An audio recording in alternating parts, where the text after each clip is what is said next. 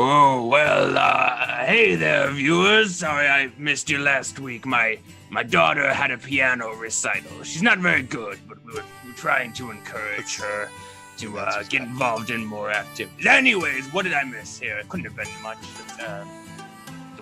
Where? What cart? God, for fuck's sake. Warlocks.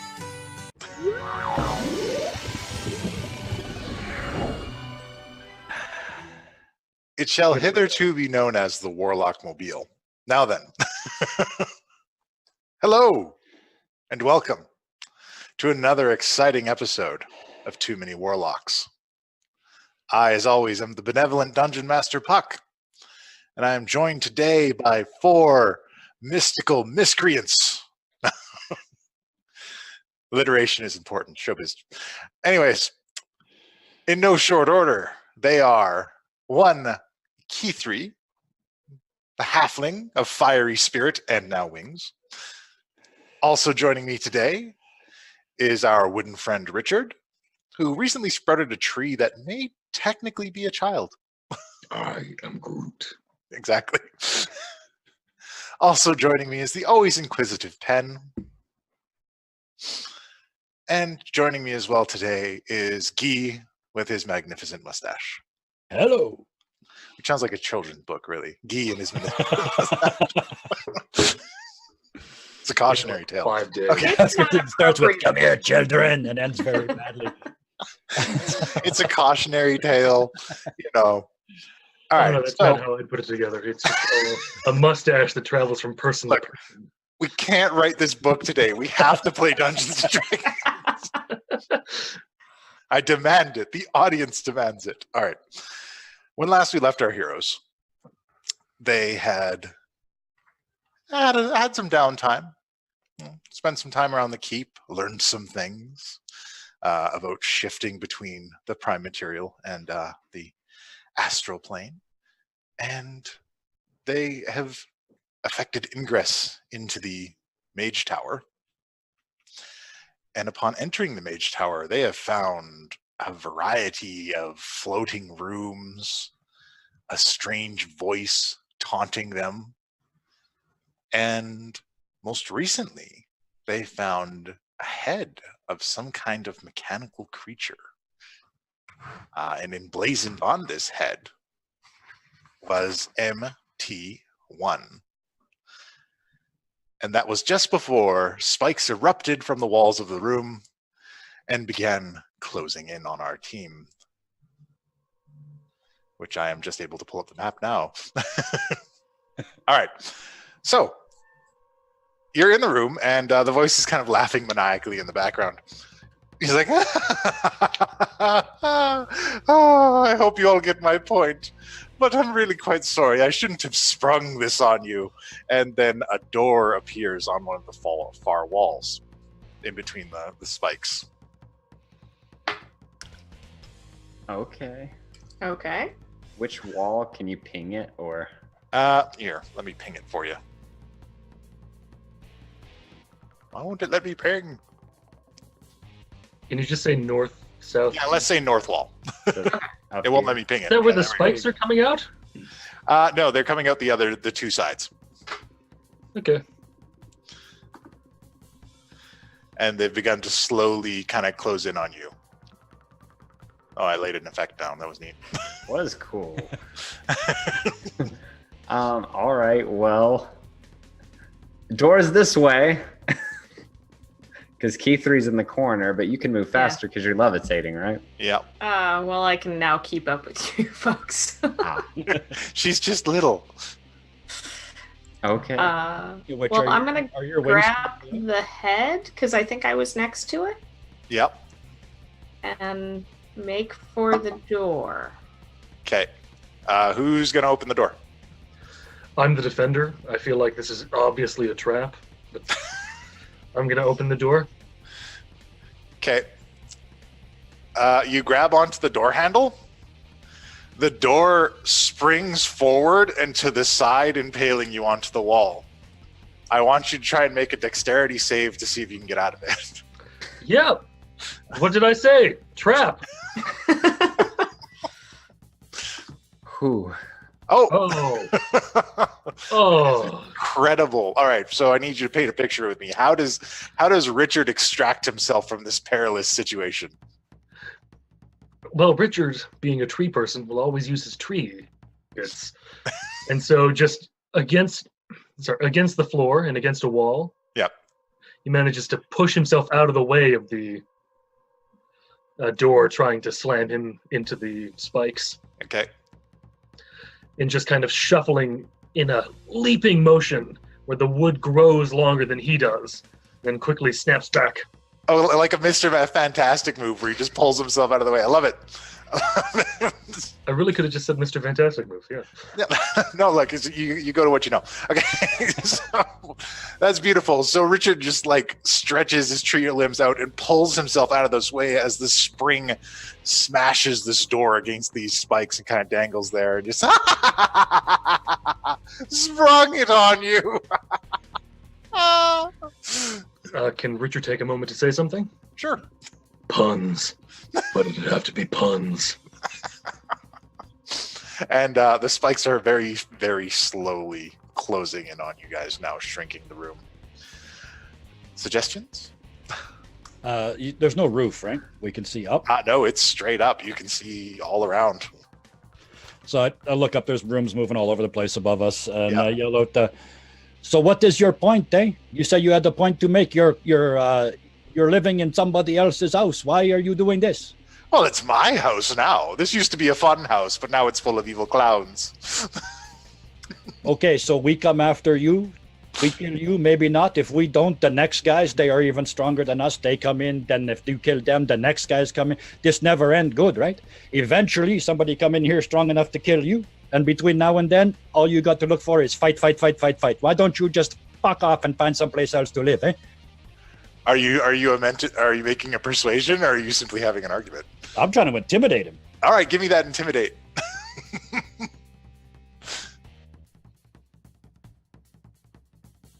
Oh, that's a high intimidate. However, this creature is immune. Of course he is. That's good. And he says, oh, but on the journey in between sounds terribly entertaining, doesn't it? All right, then, pucker up. Here we come. All right. Richard's going to do another. I tried. He's going to quickly grow out his limb. Okay. Kind of. Do you remember the trash compactor scene from Star Wars? Yeah, absolutely. Yeah, he's going to try to grow it out to that. Feel free to make as many pop culture references as you please. Okay, so I was immediately thinking, trying like one leg and one arm, or what? oh no, just one arm that he's growing very quickly. Oh, okay. So you're just trying to like brace the walls and stop them from closing in? Yeah, give us a bit more time, and then. All right, break give me a off. strength check on that. Strength check. Ah. Yeah, your best skill. Oh, my best skill. That's charisma. No, I'm joking. Strength is going to be strength. Oh, that's damn, man. You guys are rocking the rules today. So yeah, you're bracing it. It's starting to slow down a little bit. He's just like, oh, the tension is building. Can they get out alive? I sure hope not. I'm just going to upwardly, with my non-wooden hand. I'm gonna run over to the opposite wall where the door appeared and like start trying to search for like an invisible door or anything. Give me that hot investigate check. Woo! This is something I'm not bad at. Oh, Oh! bad indeed. Womp, womp, womp. Natural 20. You've got some natural 20s up in here. All right, so you are able to find it almost immediately. Grandpa told stories about where you normally put these kind of panels. And you're able to quickly find a loose section of these stones and pull it out. And there is a bizarre kind of control panel there. Pen, I might need your help. All right. I guess I'll saunter on over. All right. Maybe not saunter. Maybe Faster than a saunter. perhaps a Quick. jog. A prance. What are we looking at? You are looking at, it looks like interlocking gears overlaid with what looks like bits of copper string.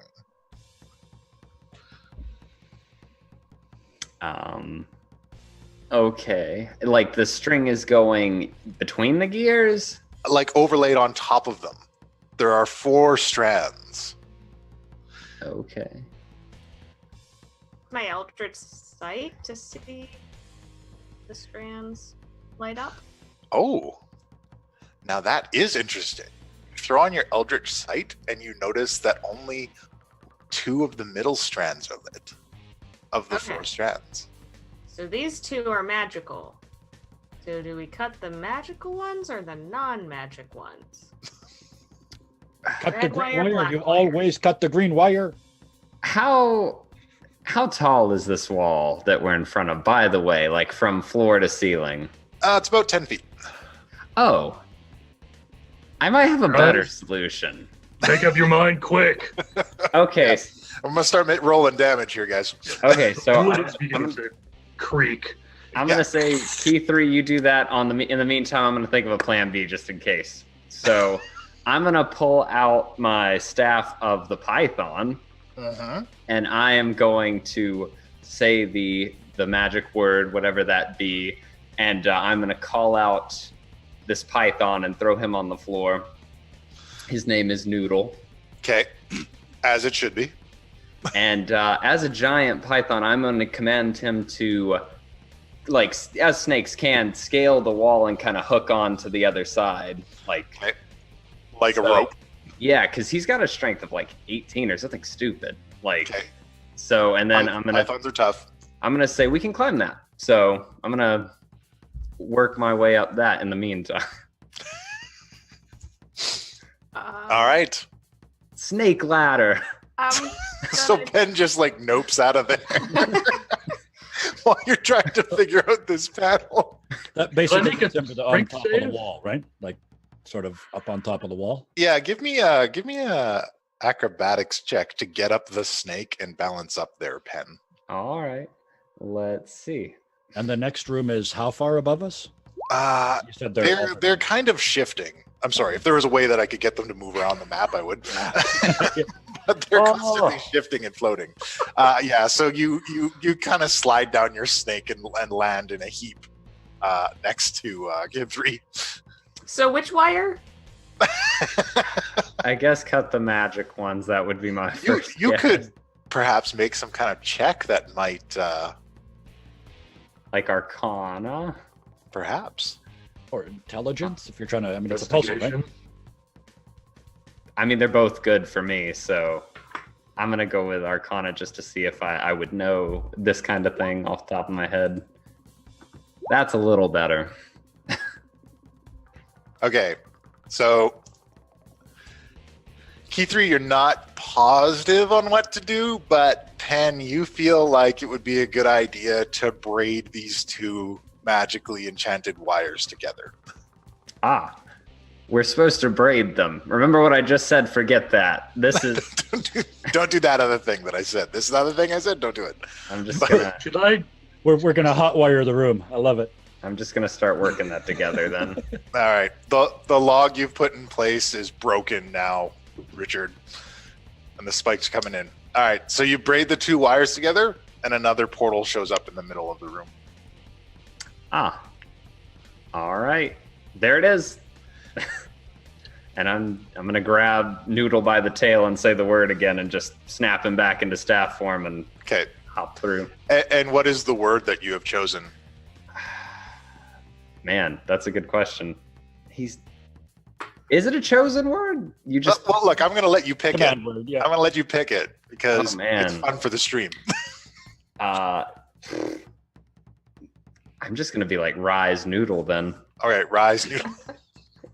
All right, from here on out, every time you activate that staff, you have to say it. Gladly. All right, is everybody going in this portal? Yep. All right. Just before I jump in, I look up again and it said, "Okay, you gutless wonder. Meet you in the next room. You're so tough, eh?"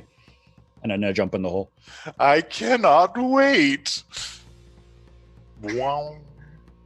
And you At guys this are point, put I'm just trying to piss him off. To make mistakes. Yeah, thanks, Guy. I'm so glad. Just like, don't antagonize him. Oh, All right. he'll kill me first. You guys will have lots of time to run away. I'm gonna lean into Guy. Antagonize him more. So in this room, there is it's like a dome. There's actually no ceiling on this one. And these slick copper walls go all the way down. And just to the floor, and there's kind of a seam at the bottom. And then dangling from the ceiling is this long iron post, and at the very bottom of it is this enormous iron orb. And it looks like there is something attached on the top of the orb, kind of dangling down.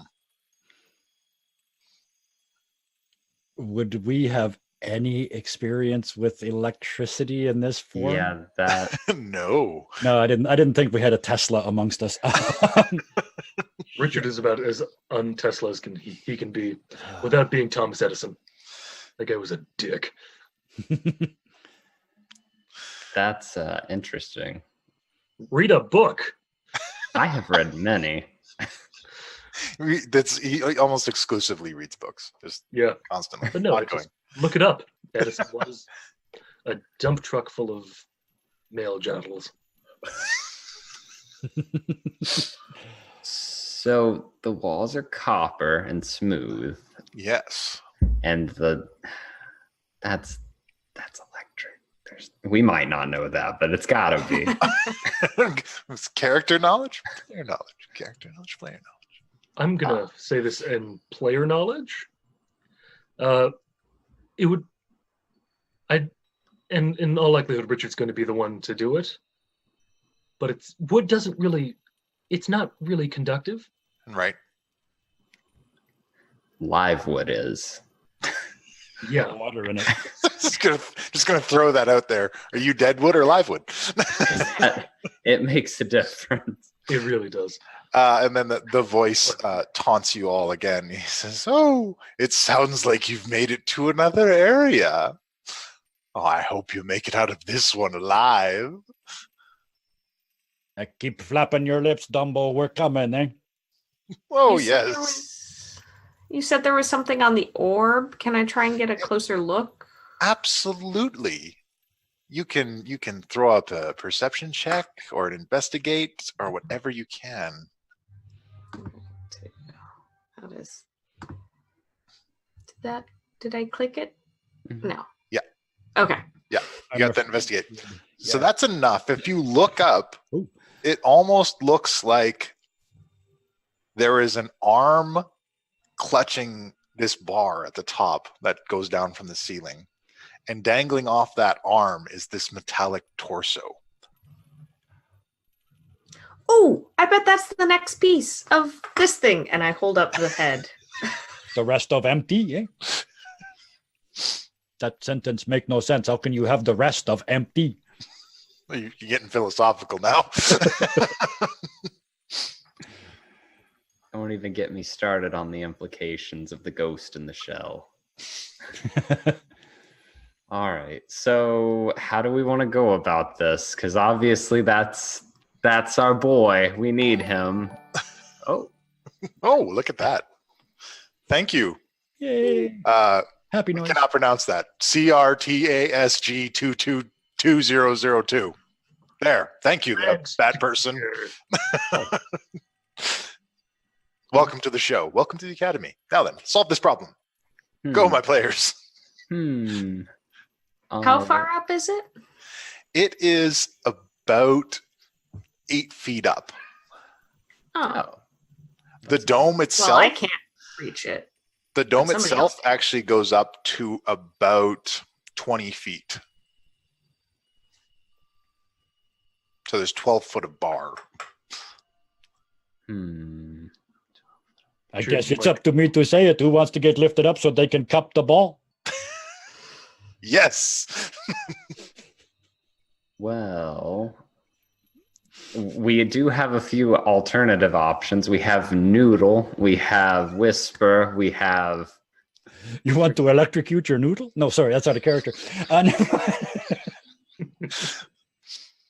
I'd probably take it. I don't want to, but I don't want to do it per se. Haven't you been able to like use like a magic hand? Mage hand. Well, if I get to spend like 10 minutes getting ready, but I don't think the lip flapper upstairs is going to give us 10 minutes. I can do it immediately. I just don't know. It's only good for about 10 pounds, and I'm going to go say that's probably heavier than that. I can try poking at it with it. See if you can just lodge it. Yeah, I'll just pull out my mage hand with my arcane focus and just kind of like knock on it and poke at it and prod. You knock on it, and as you knock on it, it starts to sway a little bit. Oh. I guess as much as 10 pounds of pressure can be applied, I'm going to just start pushing it until it maybe not. It sways one way, and then it sways back, and it gets very close to the sides. Feels very much like you know nothing. You shut up, Guy. Guy doesn't know what's going on, but Kevin knows. I'm pretty sure I know too, but Ken Yeah, would same be here. doing this to try to knock it into the wall, knowing, well, Skylar knows damn well what's about to happen. Yeah. And I apologize. All right, you're gonna try and knock it into the wall. That's what he would have done. You can use the hand to follow up in with the momentum. So you hit it into the wall. Bong! Bong! And the entire walls of the room begin to sway back and forth. And all of you take 4 thunder damage from the sonic vibrations. Oh. But it does rattle loose this thing. When it's swinging back and forth, is it leaving a gap between the floor and the wall? A little bit. Okay, I want to run over to one of the walls and try and time a look, see if it goes and like if there's a portal in there or whether it's just going to drop me 20 feet to the ground. Well, the swaying has stopped. Oh, okay. But the torso thing has been shaken off and has fallen to the ground with a clank. It's like with a clank or a crater. a clank. It doesn't crater. Well, there we are. That hurt, but you're welcome. What? I can't hear you. Huh? Should we stick his head on the torso? We can try. I'll walk over and try and line it up and All right. Give me, what kind of skills are you going to use? To line up a head? Yeah. well, I've had experience like Medicine. dealing with like magic tricks and stuff like that, like finding the right thing and like lining things up. So Yeah. maybe, like sleight of hand. I don't know. Okay, well, sell me on, well, okay, I'll take the magic trick angle. Yeah, all right, give me sleight of hand. Haha, backstory. Oh, shit. Oh no. I was not very good, which is why I became an adventurer. This is why I gave up street magic. Okay. Yeah, so you can't quite get it connected. You're just it's sideways and it's not.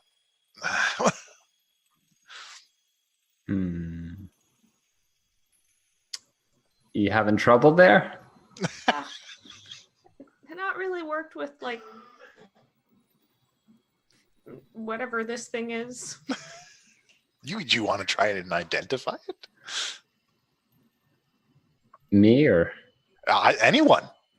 I mean, I in character would already know, having read the name, because we've been told who he is. We just haven't put him back. I don't know together what yet. he is, but I know who he is. Yeah. I have my guesses, but I think, I mean, it's close. It's a body, so like I might have a little better luck with it. It's not. All right. What flesh. skills would Penn employ to try and put this together? I'm trying to think of what that would be, because I'm either thinking like medicine would be natural because it's like, oh, I gotta fix you, let me put your head back on, but then there's also, you know, persuasion because you're like, please just, you know. Well, it's a construct, right? It appears to be some kind of construct. I know how Richard would handle it, and that's just he'd wrap his arm around it and kind of in a chokehold almost. Just try to squeeze the two together. You want to go for a strength check? Oh no, this would be a nature check. The arm would literally coil. I'm just gonna stand back and be like, be my guest. Invite Richard in on it. Yeah, why not? All right. So you said the if this were, say, a gigantic bell, the clapper is sort of hanging in the middle of the room about 8 feet up. Yep. Okay.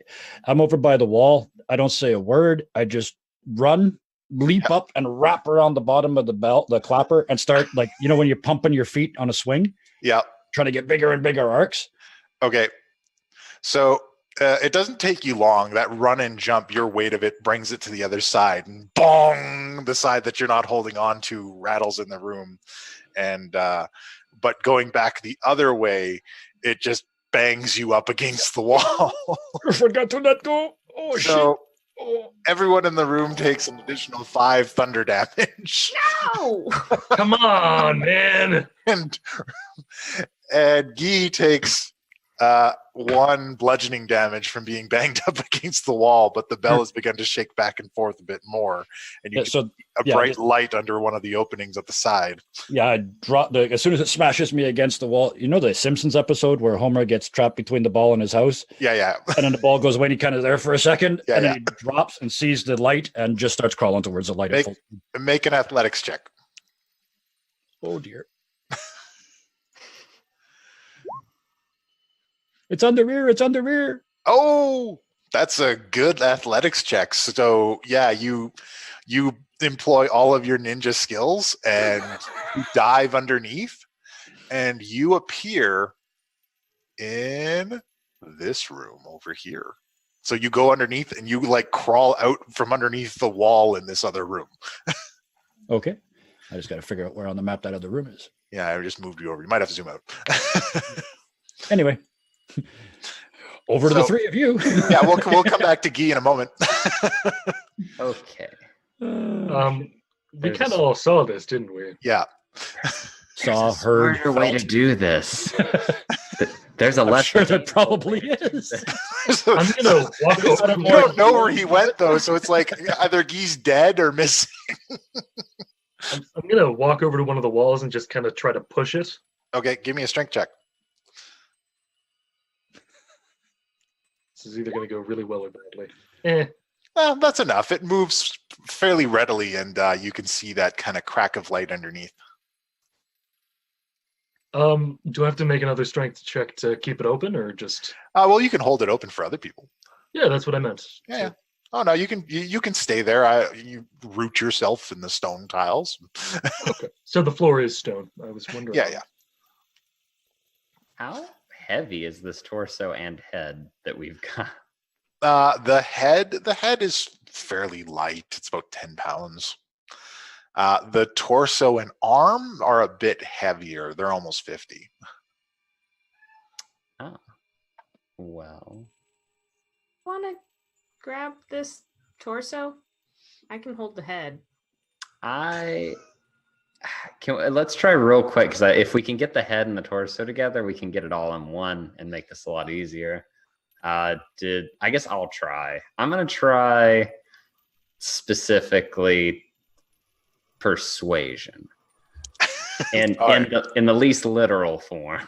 I'm going to counter your efforts to use persuasion, and I'm going to ask that you use medicine instead. Okay. Ooh. I'm going to get you to use your knowledge of anatomy to see if you can try to piece this creature together using your basic knowledge. I probably left my journal at home of that, but fine. Yes, but maybe Andy will whisper things to you. All right. So you don't do as well as you would have hoped, and then you kind of silently pray that none of your compatriots get decapitated in any way because you don't feel that you'll be able to properly attach it. But you think you see the eyes light up for a moment, and you've almost got it. But it does. But it kind of goes out. But you're able to attach the head, but you're not able to get any reaction out of it. Okay, if it's attached, then I'm happy, and I'm just gonna pull out my staff again and just be like, "Rise, Noodle," and he's just gonna slink out, and I'm gonna be like, "I'm gonna need you to wrap your tail around him and follow me." And I still think it's hilarious that you have to yell "Rise, Noodle" and then slam it against the ground. This is every part of this is delightful. Right. Can his return phrase be different? Sure. Perfect. All right. Limp Noodle? I was really hoping that. I love where this is going. I'm going more for that Pokemon reference. I'm just gonna be like, return. Noodle return. Excellent. I love it. So you're getting your Noodle to drag this torso across the floor. All right. Noodle expresses his displeasure with this menial task that you have granted to him. You can sense it. You know, as much expression as a choky Noodle can give you. But he obeys because he has no choice. Your work is important. Where are we going? Under the bell that Richard's holding up. All right. So, all right. If you guys all crawl underneath and leave Richard behind. Yeah, and then Richard will follow in after. All right. Down the rabbit hole we go. Richard, I'm going to need you to make a strength check to give it a good shove and get underneath it. All right. Oh, I clicked it, but it didn't do anything. There we go. Oh, yeah, you got this. I have the strength from above. I have the power. Man.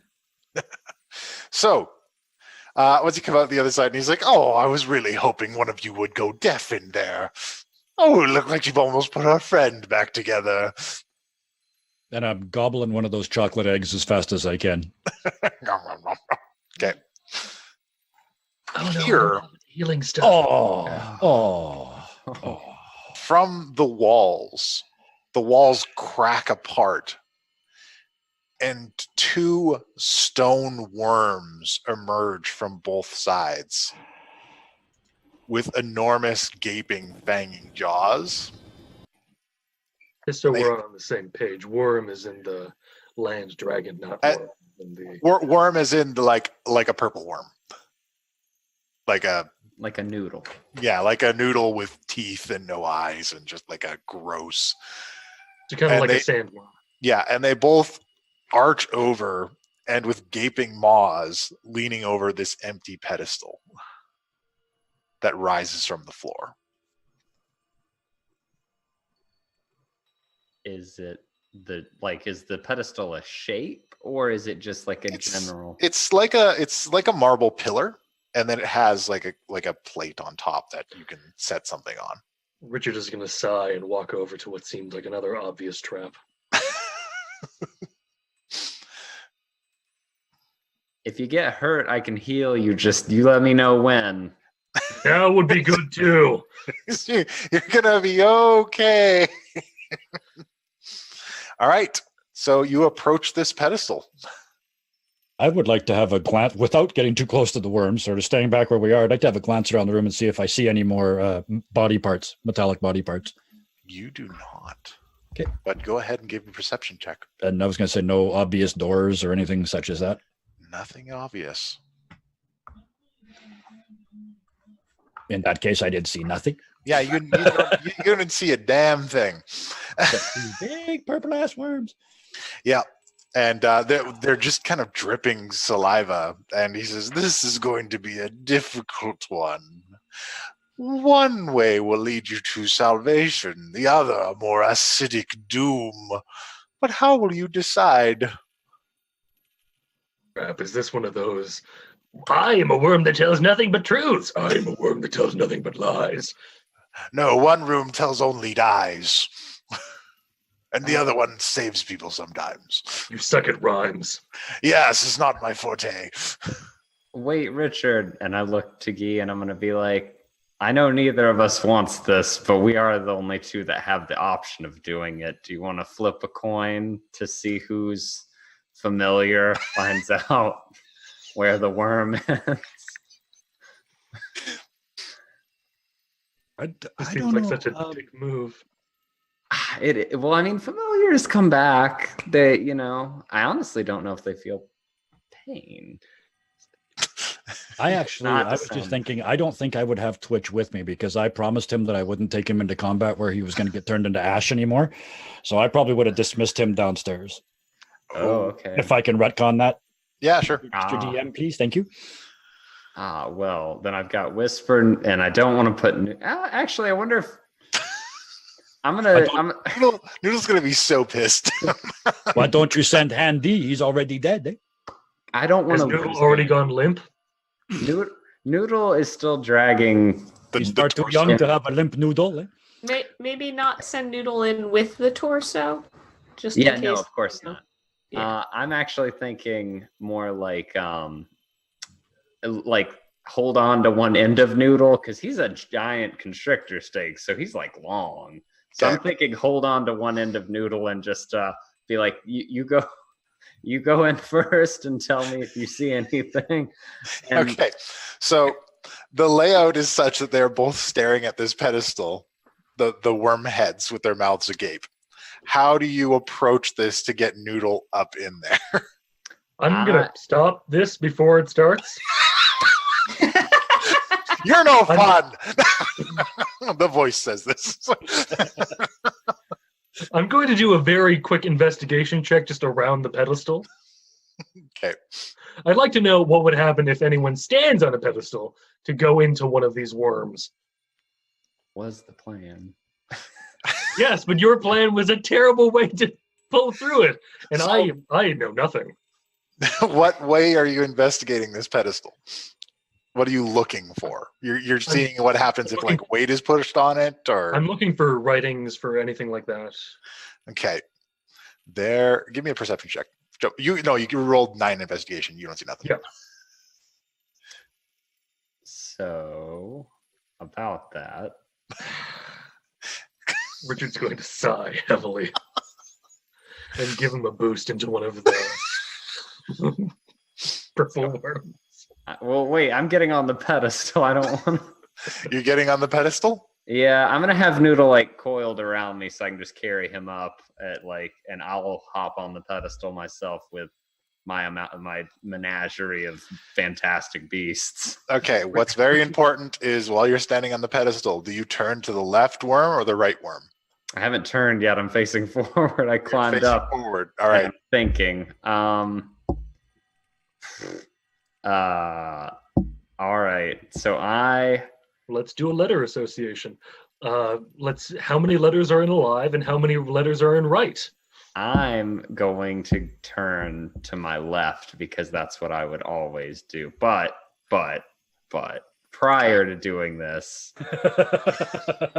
I'm going to take a precautionary measure and I'm going to go ahead and pop. Where are they? I have 20 chocolate coins. I'm gonna Just put 8 of them between your teeth and then bite down when things go wrong. So I am imagining this. How many are you eating? 10. I'm making a log and just like So Just a, Pen standing on this pedestal between these two horrific salivating mouths, staring perfectly forward, unwrapping chocolate and shoving them in his mouth. so. I have A pile of foil gathering on the ground in front of the pedestal.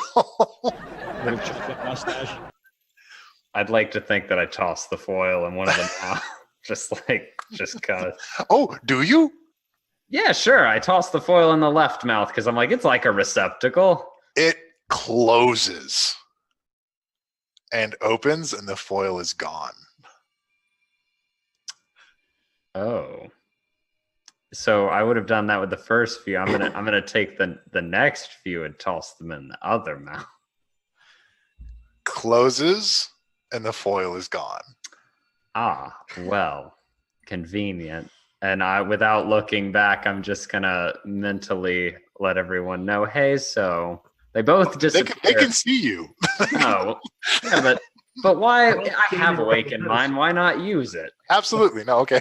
I'm just like, so I don't want them to hear me, but they both go somewhere, and the problem is I can't tell which because they close and then open.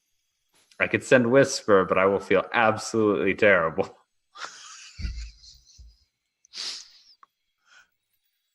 I'm just as fearless leader. Your plans suck. He's facing away from us, right? We're standing behind him while he's on the pedestal. Yeah, he's staring straight ahead. You guys behind him. There's two horrific mouths that have been eating his garbage. I reach into my component pouch, pull out a tiny piece of metal wire and bend it slightly and lean forward. And in the deepest voice, most patrony kind of voice I can come up with, I send him a message. Says, Ben, go left. Put the wire away like nothing happened. Okay. I've never cast message before, so what would I have to roll to know if because like I've had geese shenanigans up to this point. I don't know. Give me an insight check.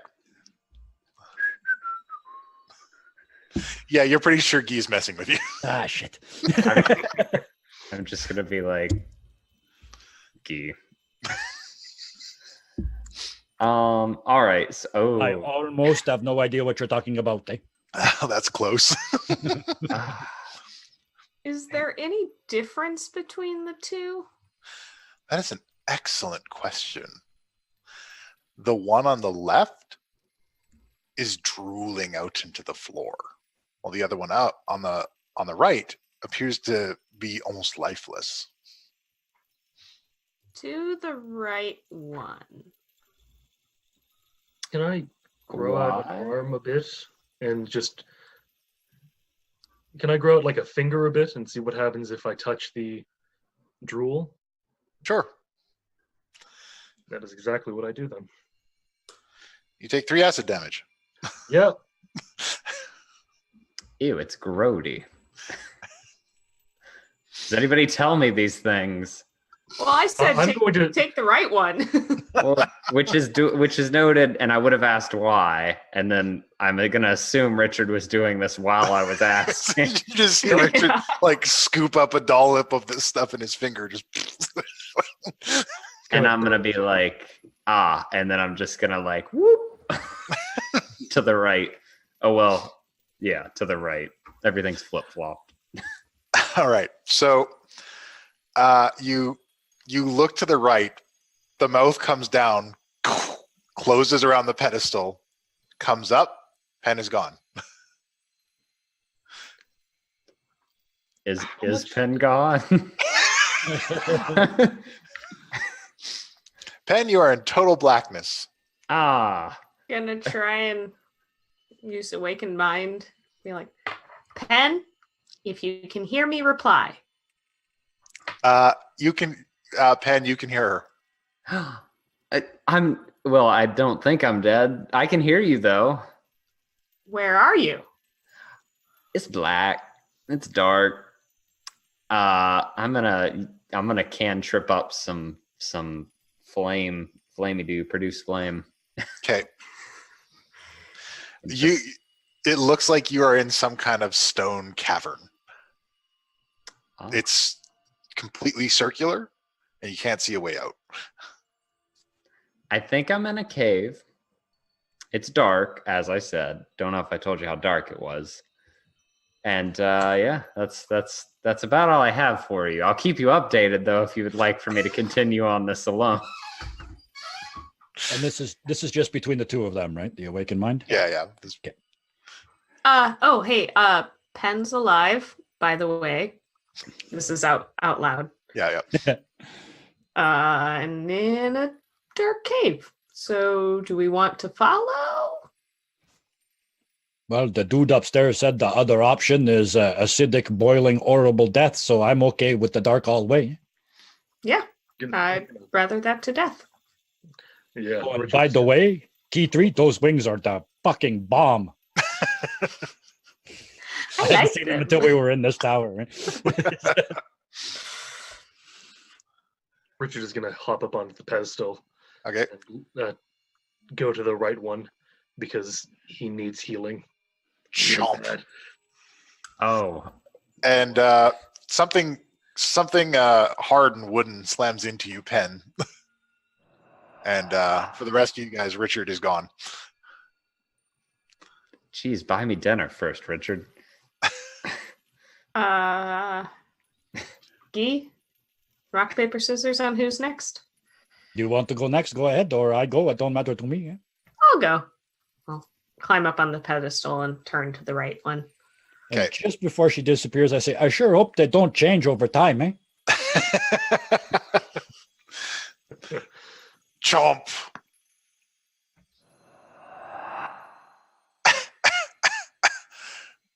And then it arches up and spits. And the three of you go flying and land in this room over here. We were in a holding cell. You are all spit up. Just like, and the voice says, "Oh no, terrible case of heartburn."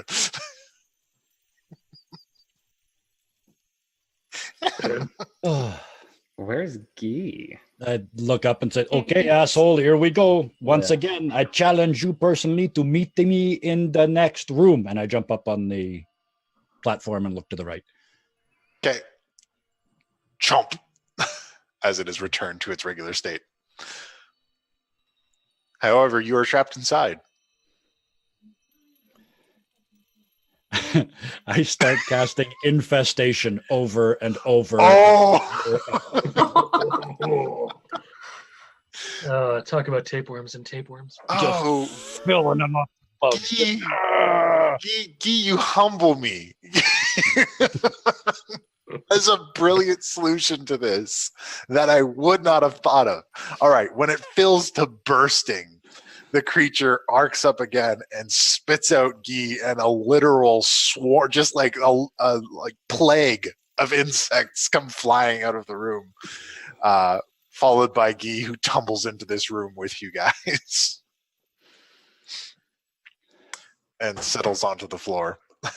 I'm just gonna very quickly turn to Pen and say, Pen, Mm, you know how you said something about doing healing? yeah, I could do that. Please do. Oh. So And about that, no, I'm kidding. I'm gonna pull out my my staff of healing real quick, and I'm gonna be like, show of hands, who is and who is like like How does one show of hands show both of those things? you could do I one could- or the other. I could use a little bit of healing, but first, and I look up and say, hey, while we're doing bad puns, did that last thing I did bug you a little bit? I like this one. I think I'll keep him. Whew. All right, I'm going to go ahead then and say this is the one big one for the day. So everybody, you're on your own from here. I can do All right. little bits after this, and I'm going to go ahead and cast Greater Restoration on everybody in the room, All right.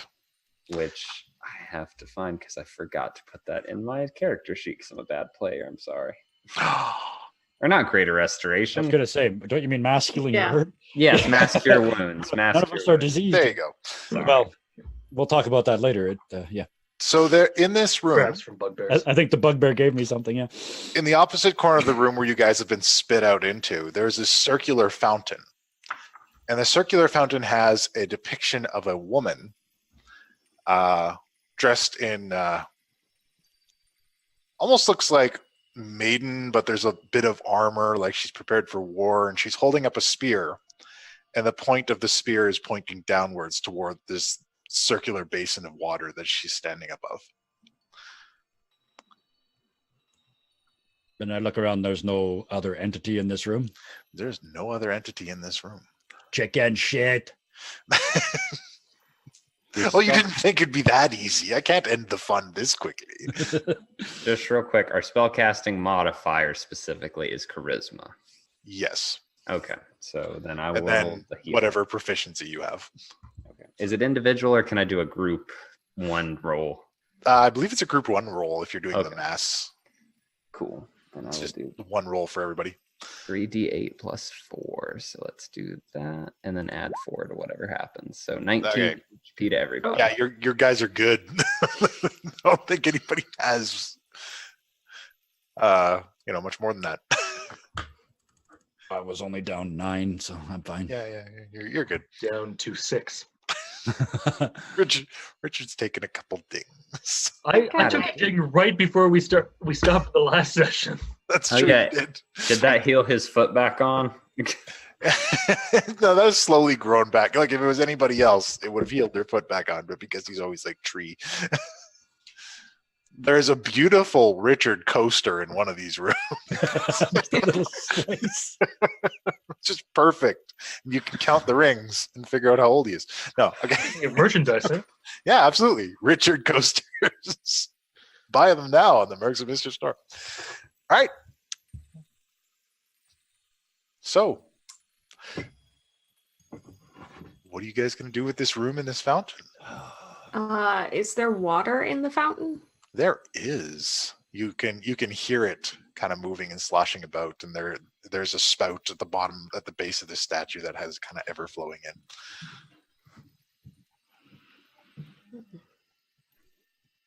Can I do a perception check or an investigation check on the water? Sure. Would you prefer one over the other? Give me a perception check. You just need to look at it. You can investigate the water afterwards if you want to see if there's anything special about it. Oh, you perceive that, like a wishing well, there are a number of gold coins scattered about the bottom of this water. And also in there is what appears to be a leg. Like a real leg or like a metal leg? Like metal, like a leg crafted of iron and wood. Don't look at me. It's the empty leg my mother always said I had when I was young. Yeah. Oh, it's a fine respite here. Why don't you have a drink at the fountain? Well, that makes me think we shouldn't drink anything from the fountain. Oh, you're no fun at all. Now I want to know though. Damn it, Pen! I want to. But because I know it's bad, but Like already got like a handful of water. Looking at every... If that's the case, Richard's immediately slapping that out of his hand, I haven't gone throwing to it a yet. flower, and placing that in the water to see what happens. You're doing what in the water? I'm placing a flower I've just plucked off my body. Okay, you place the flower in the water and it floats.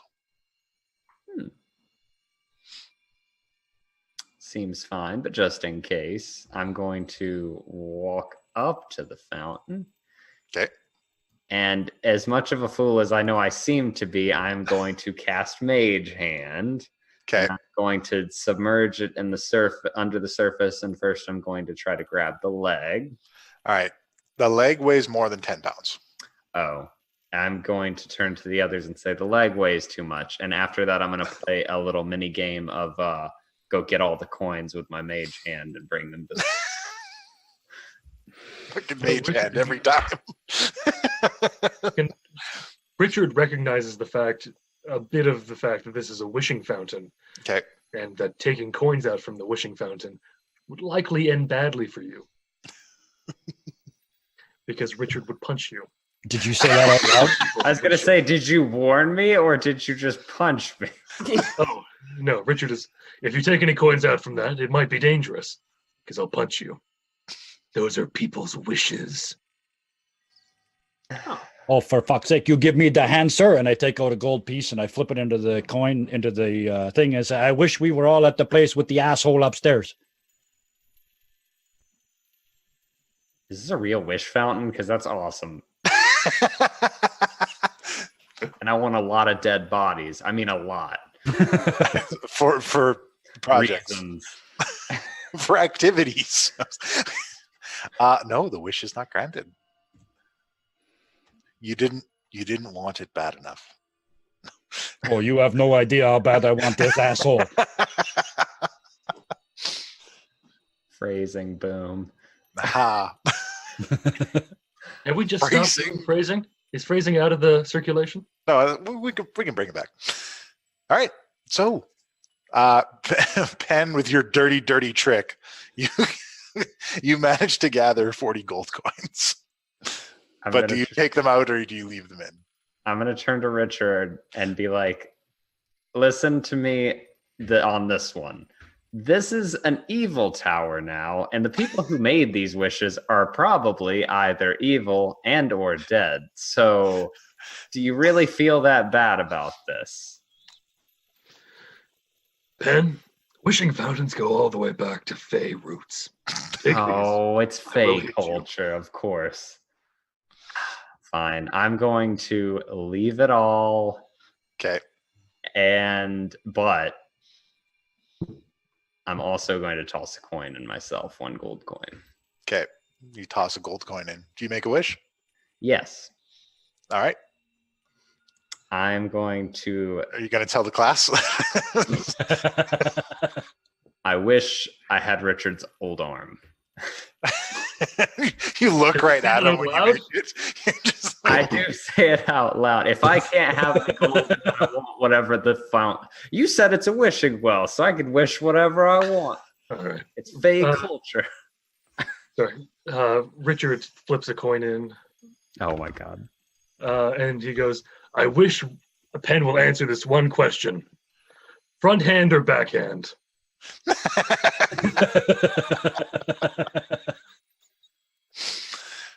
No hand. He immediately kicks you. That's fair. All right. So, anybody else? 2 for 1 damage. I'll take. No more I- healing. I'm just gonna reach in and try and grab the arm. at Okay. this point.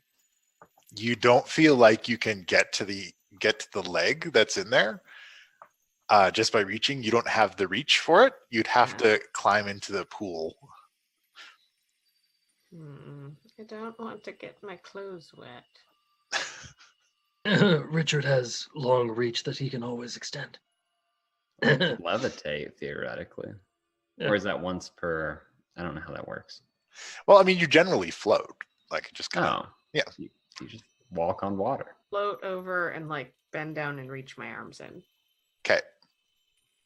As you reach your arms into the water to grasp the leg, the spear comes down into the water, Oh no. and an electric shock courses through the water, Yep. electrocuting you for 8 damage. Yep. I just healed that halfling. Does the spear stay down? What a shocking experience. No, it comes back up.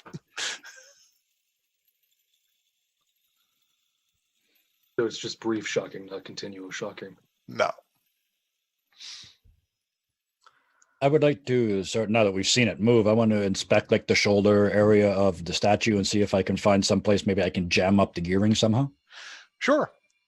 Give me that inspection check. All right. It's a pretty tight seam.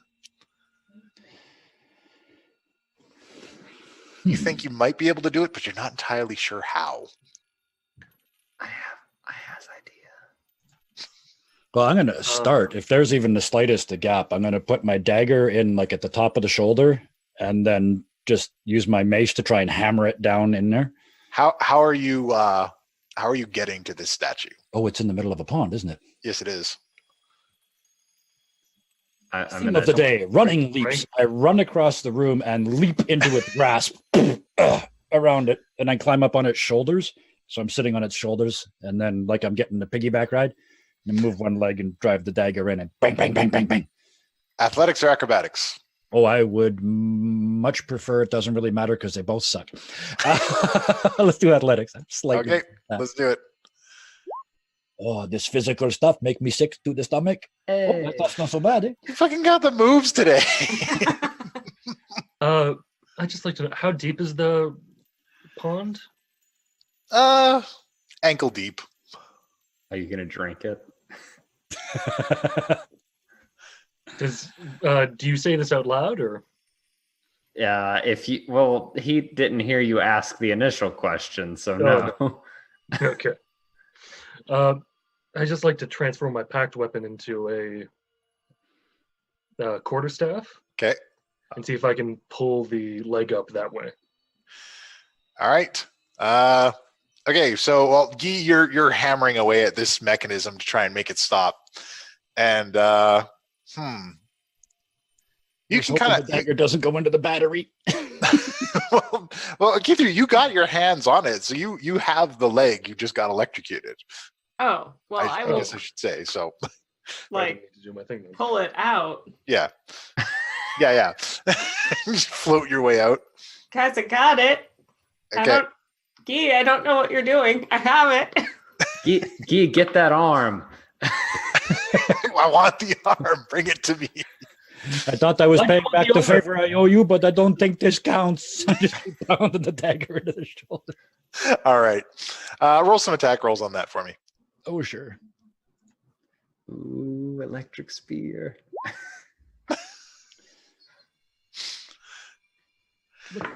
That's, jeez. You are hot dice today. All right, yeah. So you able to muck up the mechanism on this thing, and you think you've made it to the point that it can't move anymore. Okay, they used to make the guy who built the arch stand underneath the arch when they take the wood away. So let's see if this works. And I just drop off into the pool. And the arm kind of shudders, Ooh. but it's not able to put the spear down into the water. The voice is, you invite people into your mage tower, you throw a bunch of traps out to entertain them, and they start wrecking your shit. I will remind you, you are a squatter here. This is our tower, asshole. No, it's my tower now. Past tense. Was your tower. You just keep counting the floors until we get there, asshole. A smoky-faced friend gave it to me before he left. And he's never coming back, eh? But it wasn't his to give. And technically everything here is ours.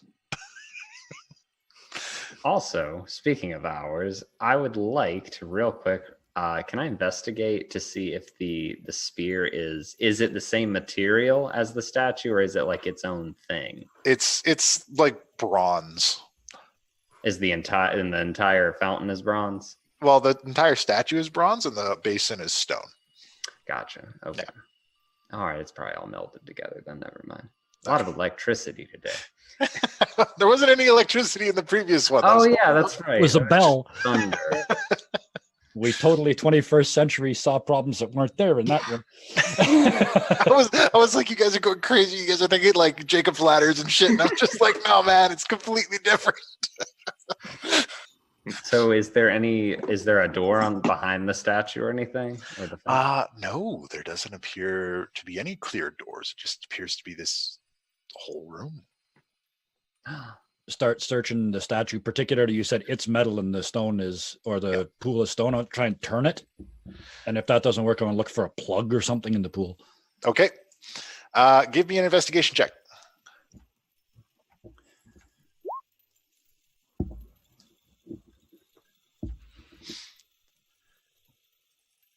All right. So you do find a absurdly large plug on the opposite side of the statue with a big chain on it. Does it say Acme? And the water drains and it sucks Guy down because he's in the water. Yep. I'm gonna be Water slide to the next floor. Woo! I'm gonna jump in after him. All right. Guy! Damn it, doing a terrible job as a guard. I am the investigator. I am investigating. I'm just gonna turn to Kithri and be like, it wasn't even a wishing well, and I'm just gonna jump in. Well, it was okay. I guess we can attach the leg in the next area. Oh, I imagine. Do you still have Noodle dragging this body? I'm gonna say I would have. I forgot that Noodle was here, but yes, I'm gonna say I would have. Noodle just looks to Kithri, hisses a sigh, and slowly inches towards the hole, pulls it down. You're not quite sure how, but you're sure it shrugged. Like it was just so done. It was like, no. All right.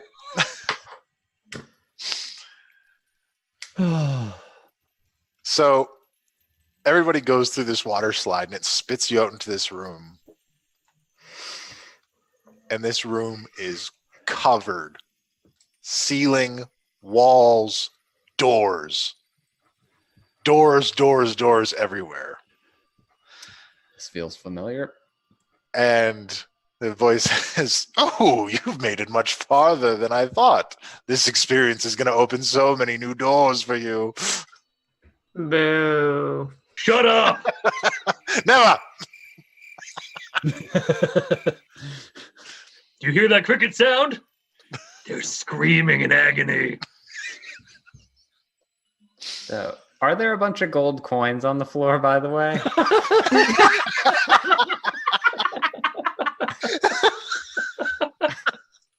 It's just like they had to come out somewhere. No, they're not there. I'm just gonna point at Richard and be like, this is your fault. It was all a lie. Hey, we made it a wishing well. And here's to wishing you well. And I'm just gonna start looking at the room, seeing what there is to see. All right. I'll use my Eldritch sight to see if any of the doors seem magical. Or if any of them, if all of them are magical, if there are like one or two that aren't magical. A bunch seem magical. There are 4 that do not seem magical. And there are 2 that have something magical beyond them. So by process of Point elimination, them out to the group. we can probably eliminate the ones that are magical as being illusions. Do they all look the same? Like, is it the No, same? all different. All Like different. some have handles, some have like grab-on handles, some are poles, some are wooden with iron reinforcement, some are completely iron, some are stone. Can I roll and tell me what it would be for reverse psychology? It'd be deception. Okay, you got to play There you this out for me. Yeah. Okay. So I'm going to look around, and Penn's just gonna be like, well, they've been talking a lot, and people that like to talk generally think they're so smart. So he's just gonna be like, man, there's so many doors here. Like, what? I honestly, you know what? You know this tower better than we do, and I think I've come to trust you. You've shown us so much fun. Like, that last room was a hoot. These guys, they don't know. I'm gonna kind of step away and kind of do that whole like, what are they doing? We don't like, show me the most fun door here, the one that you would say is really gonna light up my world. Roll a persuasion check. Really shouldn't have used the phrase "light up my world." Yeah, right. Eh. All right. He says, grab the handle of door 616. Ooh, Marvel Comics. I'm going to. Is it where it would? Are they numbered then? Yeah. Okay. I'm gonna do it with my mage hand. Okay. Just gonna try to open that one up real gingerly. You go to grab it with your mage hand. You pull. The handle comes off, and the small hole where the handle was begins to expel gas. Oh. And we'll find out what that gas does after the break. Oh, why do these kids always have so much trouble assembling the silver monkey? Find out after the break on Too Many Warlocks. That is a fucking obscure reference.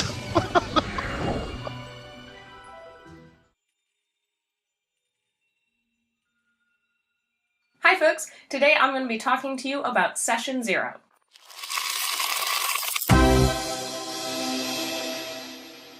So what is a Session 0? It's the session prior to the actual campaign. It's a good session to get everybody together to talk about what the campaign is going to be, to create your characters, to set up kind of house rules and table rules, all of those things. So I'm going to be telling you today a few things that you may want to incorporate into your Session 0. Now I will say you probably don't need to have Session 0 for a one-shot. But a long-running campaign, especially in a group that you want to be playing with on a regular basis, and especially for homebrews, it's good to have a Session 0 so that everybody is on board and on the same page with what game they're going to play, and also kind of has a good idea of what are the expectations for the table. As a GM, it's good to give your players the tone and themes that you would like the campaign to cover. A good way of thinking about it is pitching your players the campaign. So giving like a tease of the story. Think about like on the back of a book, the summary where you're not going to give away major plot points or stuff like that, but players are going to know, okay, this is going to be a hack and slash, or okay, this is going to be a political intrigue. This makes sure that everybody's on board with the game that they're playing, and you know, you don't have somebody who's like, I just wanted to run around and attack goblins and defeat dragons, and you end up in this like political intrigue, or vice versa. This is also a good chance for players to then bring up if there are any things that they don't want to see in game. So you can use some tools like lines and veils or X card, and I go into those in other videos, or just an opportunity for people to say like, hey, I don't like when kids get hurt in story. And that's something that the GM can then take that and make any changes based on the player's feedback, or if something that a player has brought up that they're not comfortable having this in game is very central to the story you were planning on having, maybe that's an opportunity to step back and say, maybe this isn't the game for that particular player. So this gets everybody on the same page of what themes and tone and all of that, the players and the GM, everybody is on board. All of the players are on board with each other. This is also a great chance to talk about play style. You know, you can have different play styles at the same table, but if there is a particular play style that is jarring or you don't like, you can bring that up and try and figure out how to make it work for the table, or decide, okay, maybe a couple people, this isn't the game for them. That's kind of a running theme. It gives people a good chance to back out gracefully from something before getting like, okay, we're 3 sessions in and now I realize this is not the game I wanted to play, but I don't want to let everybody else down. You can step out before it ever becomes an issue. With playstyle, you know, are you going to be using miniatures? Do you prefer doing theater of the mind? Are you going to be using voices? Are you going to be speaking in third person about your character? All those things that can get discussed. People can talk about, hey, this is how I prefer to play. And if anybody has any issues or finds that there's something that's just not going to mesh, you can come up with a plan for how to deal with it. This is also a great opportunity to talk about rules, both what rule system are you going to be like, okay, first of all, what system are you using for the game? And then also, if there are alternative rules within those systems, you can discuss that and come up with which one are we going to use so that everybody's on the same page from the start. And then also, if you have any house rules that you prefer to use, this is a great opportunity to discuss those and come up with a plan. And this just kind of makes it smoother down the road so that when you do run into those times where it's like there's a house rule or an alternative rule, the players and GM, everybody's going to be on the same page. Also, it's good to come up with table rules. And maybe rules might be a little strict for this thing, but kind of what is the expected etiquette at the table? Like, is food and drink okay? How do we handle cell phones at the table? Stuff like that. Also, with this, I would include figuring out the schedule. So sitting down and saying, hey, are we going to be gaming on a consistent schedule so that everybody can know ahead of time? Or is it going to be trying to fit people in? And then I'd also come up with kind of a game plan for if somebody has to miss a session. It's going to happen at some point. So it's good if you already know ahead of time, like, hey, if this person has to miss this session, we'll find an excuse for why their character isn't there. Or if it's, okay, this person isn't here, but so-and-so is going to play their character for them. Session 0 is also a great opportunity to roll up the characters. For even if it's not everybody sits down and creates, fills out all the character sheets and does all of the roles, but at least discussing the kind of character you want to play. So for like Dungeons and Dragons, what race and class do you want to be?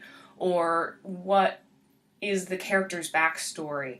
I really like figuring out backstories because that also gives you an opportunity to maybe find ways that your characters already know of each other. For the GM, that's super helpful. Also, that's just fun character things to go in, even if they aren't like best buds, but like, oh yeah, we grew up in the same village, or I ran into this person at one point. You're familiar with the other person, even if you aren't like siblings or best friends. Similar, this is a great opportunity to cover character knowledge. So for the GM to let the players know, here are the things your characters know about this world. This is especially good like in fantasy settings. How common is magic? Or what are some of the major political powers? What are some major events that had happened? Stuff like that, so that you can start incorporating that. This is also good to have in more modern settings to help differentiate, like, hey, these are the things that you as a player know versus your characters know. Like Tales from the Loop, I've got some knowledge about 80s type stuff that my character might not because it's brand new in the 80s. And even if that's not something that you get all of that info right at once, especially if you're first coming up with your character ideas in that session, the GM might not have everything right away, but it gives the GM an opportunity to give you that information before you actually sit down to play a real session. Another great thing about having a session 0 is it's a great opportunity for everybody to meet each other and just see if personalities mesh or if there are any clashes, especially if you're playing with people that you don't really know very well, or there are people in the group that are like, I'm friends with both of these people, I think they will get along, but let's see if they actually get along before we commit to like a 2-year campaign. Alright, so those are some of the things you may want to cover in a session 0. Is there anything that I missed that you would suggest including in your session 0? Let's talk about it more down in the comments below. Thank you for watching. I want to give a special thanks to all of our patrons, especially Sean, Joan, Arby, Lainey, and Bryce. If you're interested in becoming one of our patrons, getting some cool perks and helping us along the way, you can head over to patreon.com/rollforinitiative. Thanks for watching. Don't forget to like, share, and subscribe. You can keep up with our daily activities over at R4I Vlog on Twitter and Instagram. And we'll see you next time on Roll for Initiative. Bye!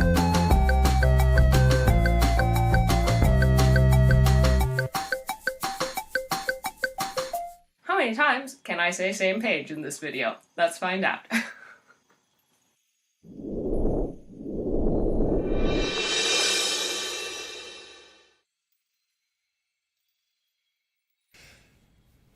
Hello, my name's Kevin, this is Dirty 20 Gaming, and this is part 3 in a series of videos on how to make interesting characters.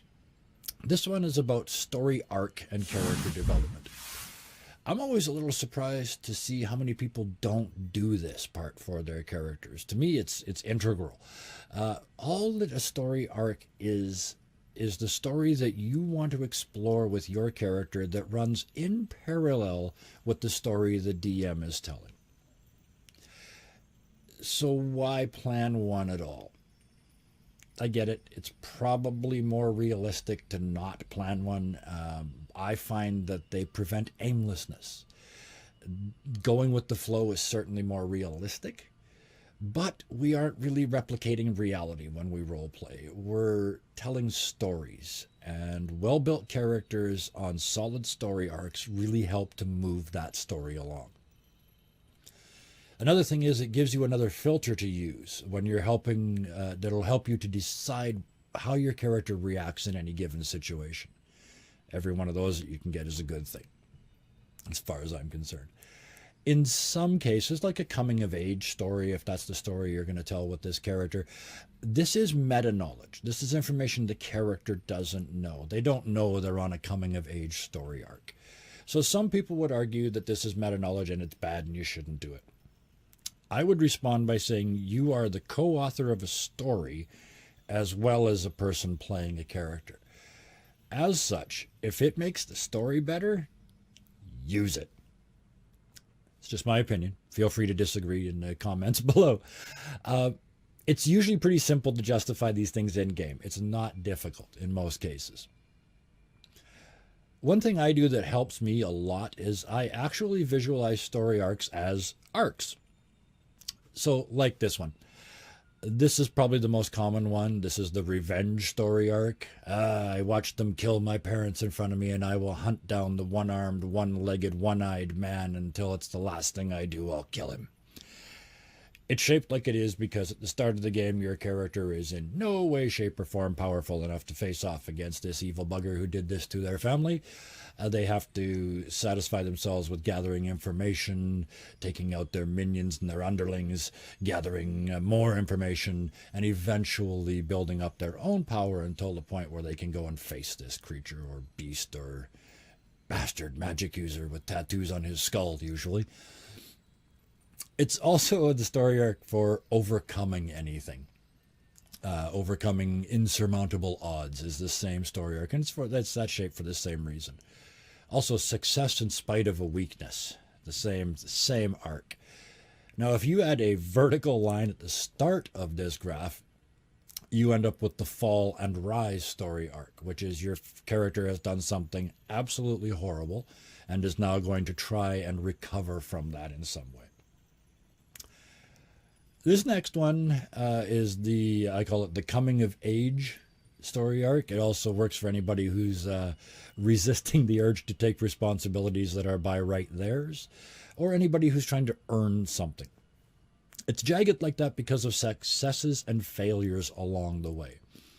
So the coming of age story, perhaps they act like an adult, then they act like a child, then they act like an adult, and off they go until eventually they learn to grow up, take responsibility for what they're supposed to do, and usually in that case end up saving the world. Those are probably the two most common ones. This is by no means an exhaustive list, so please, again, add yours below. Talk about a couple special cases here. This one is making amends.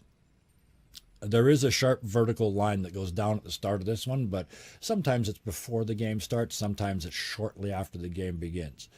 We talked about the fall and rise with that first curve. This is an extreme version of that. This is either just before the game starts or just after it starts. Your character has done something horrible. Absolutely horrible. And they now devote all of their energies, all of their time, every second of every day to trying to make amends for what they've done. That's why it's shaped like that. It never ends. It's unstopping. It is an endless urge to make up for something which you may discover is something that can't be made up for. And the last one that I'm going to talk about, the last of the regular ones I'm going to talk about today. This is not a commonly played one. This is finding a new way or finding a new cause. So this is your character moving along the regular story arc, and then suddenly, for some reason, they have a falling out with their god. Their patron turns their back on them. They decide they cannot, in good faith, be a druid anymore. They give all of that up or have it all taken away and have to find a new way to succeed. This can be a really challenging arc to follow if you have all those abilities and skills taken away at too high a level. So if you do this, do it at a lower level, lose everything you've got when you're at second or third level so that you're only a little bit behind, and with working with the DM, you can make up that gap by doing exceptional things. This can be as simple as multi-classing or as complex as completely giving up one class and trying to learn another one. Again, work with your DM on this. They need to be in on this kind of curve. There is one special case. This is the one that every single character in a game like D&D 5e goes through. This is the level up story arc. It's behind all the other ones, and it is your class features, your subclass features, your patron boons, your spells, your invocations, your meta magic. As you gain each of those as you move along, it makes you slightly more powerful. So that arc everyone goes through, even if they haven't specifically got one of the other ones in mind. One or more things to remember here. It is absolutely essential that your story must fit in with the Dungeon Master's world. It's their game, so work with them. Don't script the game by any means, but do ask your DM to put you in situations that will test your faith, or give you opportunities to make bad decisions, or that force you to justify your behavior to your patron or your god, as examples. Let the DM know that you want your character to snap and ask for their help. Above all else, explain your story arc to them so that they know what you're trying to do and they can help you along the way. This can add a real depth to your character, in my opinion. It gives you direction. It gives you something to focus on. It pretty much defines your short, medium, and long-term goals.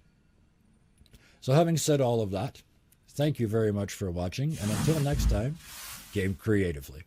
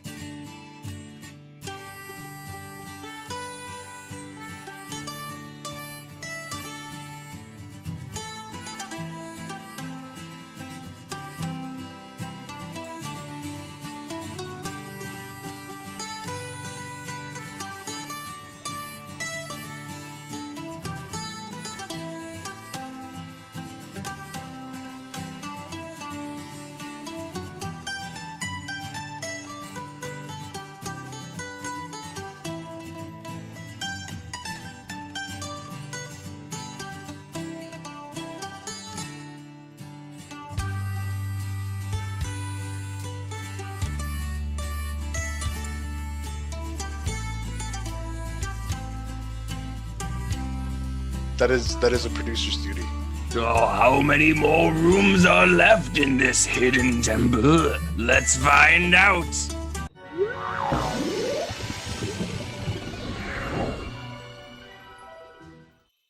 Infinite. All of the rooms are left. Hello! Welcome to Too Many Warlocks. Welcome back to Too Many Warlocks. We left, and then we came back. And we're back from our Warlocks. Anyways, when last we left our heroes, they were being taunted by this mysterious voice and being transported from room to room in a kind of chamber of horrors. They had giant stone worms are swallowing them. They're in giant bells. There's spike traps. There's electric spears. And all the while, they are acquiring sections of some kind of mechano-man. And they have just been spit out on a gleeful water slide, some joy was had, into a room filled with doors. And Penn, in an effort to try and reason with whatever entity that they are dealing with, tried some reverse psychology and asked for a door to pull on. And he pulled on door 616, references. And he pulled the knob right off with his mage hand. And gas started to seep out from the hole where the doorknob was. and this is a poisonous gas. And Pen, how far away are you from this door? I was standing where my avatar is, like towards the Okay. center of the room. So Okay, so this door would be along the from where you are looking at the map. It would be along the left wall. So like over here. Yeah. Okay. Oh, good. And when I pulled this when I pulled this knob off, like is it because when you pull a handle off, like how big is the hole that this is coming out of? It's like you pulled out a cork. Kid. Put it back. Put it back. Yeah, I'm gonna This is not complicated. Put it back. I'm gonna immediately use the same mage hand to just try to push it back in there. All right, push it back in there. Nobody was quite close enough to suffer the effects of the gas right away, so it dissipates somewhat harmlessly. Okay, so that door is a no. I'm just You Want to go told to us- Yeah. one of the doors that had magic beyond it, and check that out? Yeah. Can Richard go to the opposite door with some magic behind it? All right, so the doors. Okay, you're both going to them. Yeah.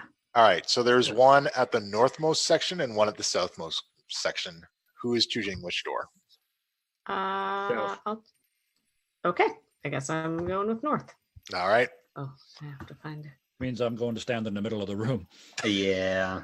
I'm gonna chill here. Pet and Would you noodle. be so Oh. kind as to move my figure? Sure, I'm terrible at moving. Wait, that's okay. Wait, you went south and then Keith, you went north. yeah. I got you guys all mixed up. Okay, so who wants to open theirs first? Well, I wanted to like look at mine and see what was on it, and You're trying to get an image of it. first. You can't Yeah. quite tell. It's radiating out the sides of the door frame. This magical energy. Okay. So Richard is going to do the slightly smart thing and stand with his back to the wall with a hand on the Okay. doorknob, and just kind of look at key 3 and try to open them. And key 3, same time. No. I'm gonna stand center, but I'm also gonna tell Guy, like, you might not want to be lined up perfectly with that door. I'm imagining you just open it up and hyper beam pours out. Literal hyper beam. There's a Gyarados behind the door. It's Oh, I just- was hoping so. You know how they shoot those hyper oh, beams? always Gyarados. They open the eyes. Absolutely. Still, No, I don't want to open these at the same time. I want to open one, see if it's the gateway to the next room, or if something dangerous comes out and attacks us. And if both doors have something dangerous, I don't want to deal with both at the same time. reasonable. Richard's just going to open his door at this point. Okay. You tug on your door, and it does not open.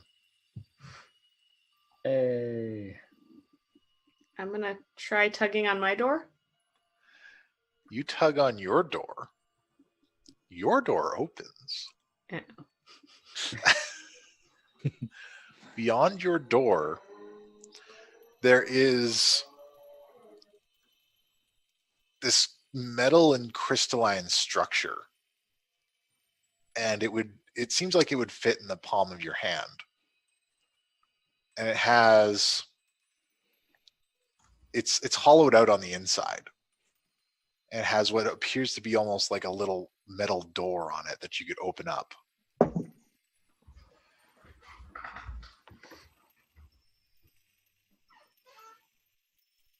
I'm curious. I'm going to reach in and try and open the metal door. You open it up and there's this small opening inside. It's almost reminiscent of like a hearth or a forge. But it's this tiny crystal and metal structure that you can hold in your hand. Gonna pick it up. Okay. Does anything happen? Nothing happens. turn. Go. I found something. Richard is going to try to find out why his door didn't open. All right. It appears to be locked. Oh, He is going to look at Key 3 standing there with this thing in her hand, and maybe that's one of ours. I mean, this was our tower. Maybe this was a storage room. Or maybe it blew up in 10 seconds after you opened the door. I don't know. Is the metal look like the same kind of metal that the rest of MT1 is made out of? Oh, Yes, it does. can Richard try to make a key out of himself? You can try. You can play D&D as much as you want. Would it be a nature check or a sleight of hand check? Give me a sleight of hand check to try and pick this lock with your wooden parts. Yeah, no. No. Blades close in around the keyhole and chop off your finger. Gonna go 2 hard. damage. At this point, Richard is going to pull a bit of a pen and just keep trying to find out how to open this damn door. All right. Rubbed off you everyone. said 2 of these doors don't got no magic at all? 4. Could you 4 no magic and 2 of those got magic behind? Mm-hmm. So there's 2 that don't got no magic on the door or on the behind? Yep. While they're saying this, Richard's going to try to kick down the door. Oh, Richard's going to try and kick down the door now. Oh. All right. Roll an attack check. An attack check, cool. Give me an attack on the door. Give me an unarmed strike. Technically be over there. Just a Or D20. or a strength check. I guess you could try and roll a strength athletics to try and knock the door down, or you can give an unarmed attack, whichever you prefer. Strength check. Do I even have an armed attack as one of my options in here? No, you got to throw that in. Not unless you're proficient. Throw that in. Yeah. I'm definitely not proficient. I'm just I as a warlock, I didn't give you that. Bam! Because I didn't expect you to get in a lot of fist fights. But anyway. You clearly don't know anything about Richard. Okay. So you For the hammer whole on this door, but it doesn't give. But as you hammer on it, the reverberations and the doors on either side of you open up, and crossbow bolts are fired at you on both sides. This is a very strange thing to happen for a nat 20. Look, you successfully hit the door. What happens afterward? No, I didn't successfully break down the door. I specifically said break down the door. Yeah, and the door is broken, but it's not broken down. I'm never going to get into that room, am I? Okay, so they're shot at you with a 15 and a 16. 15 and for armor. Yeah, they Yeah. both hit. Okay, you take 5 damage total. That is not terrible. Not great. It's not terrible. So yeah, you've put a notable dent in this door with your hoof. Hoof? Well, with your boot. Are you using the wooden leg or the other leg? I'm using the wooden leg. Yeah, okay. It's a So giant trunk. yeah, just your trunk has placed this circular dent in this door. I mean, it'll grow it back into a foot later, but right Yeah. now, trunk works best. No, the door is thoroughly, heavily damaged, but it still won't open. So taking this little device over to like the torso head situation, does there seem to be like a spot this should go in? As you bring it over to the torso, the metal plates on the front of the torso open.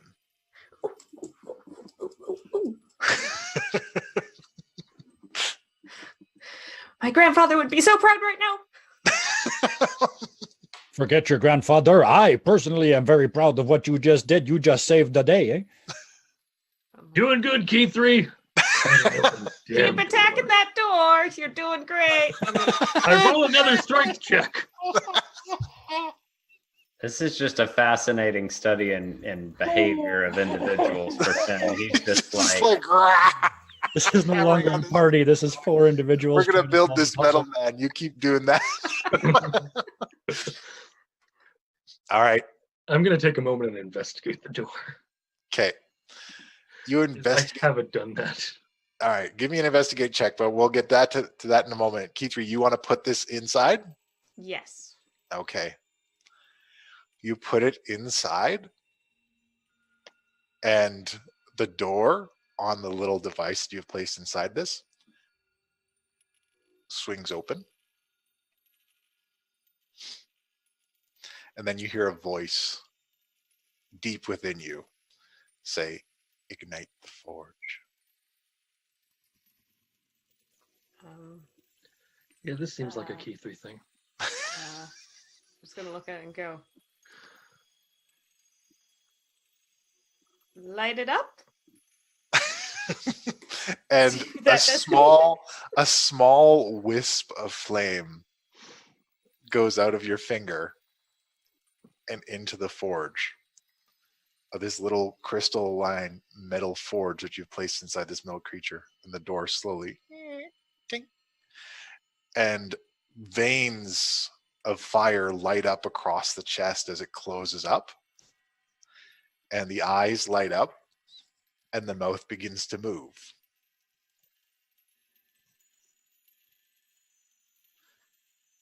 wow.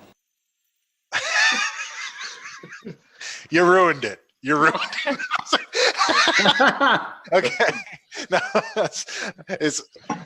the eyes light up and they blink for a moment. They look at everyone. I appear to have been disassembled. Hello. I am MT1. Can Richard hear this from the other side of the room? Absolutely. Hi, I'm Key 3 Tea Leaf. Richard Bennett slams the door. You're slamming the door. You're finding that I'll give your investigation check here. It's terrible. Don't bother with it. Yeah, no, it's not super good. The only thing you're able to determine is that you feel like the lock isn't specifically connected to a mechanism. The door itself isn't magical, but the lock might be. Destroy the doorknob. Don't worry Anyways. about this. This door is hook-proof. What about the walls around the door? I'll remove the walls. So he's it is a pleasure to meet you all. I am in charge of the Mage Tower and inter-realm relations for Avalon Knights. But he only does it with one arm because he only has the one. We connected his other leg yet? No. Have you seen the rest of me? I've got this leg. Ah, excellent. Could you perhaps assist me to reattach it? I appear to be an arm short. Sure. I will awkwardly try and reattach the leg. All I right. hope he doesn't try to attack us. You've heard about you've heard the story about the one-legged man in an ass-kicking contest. Oh, I don't enter many contests. I'm more administrative. Oh, I said that out of character. Oh, okay. Well, it was more fun the other way. Okay. Key 3 is putting the leg back on. Awan is saying, you said you are in charge of this tower? Indeed, I am. You What do were in charge of the Mage Tower. Now you're spare parts. You see, you got a squatter in your house, eh? Ah, I see. If you can assist me, I believe I can be of some help. Help in opening this door? Help in opening all of the doors and getting us to the control room. This door in specific, though. So, remind me, he's got one arm and one leg attached, right? Well, Key3 is attaching the leg. Key3, I'd like you to make a check to attach the leg and get advantage on it this time, because MT1 is going to instruct you. All right. Oh no, why won't my character sheet up there?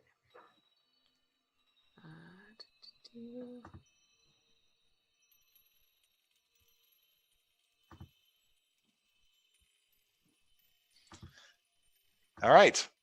So that's pretty good. You're able to attach his leg and he has function of it.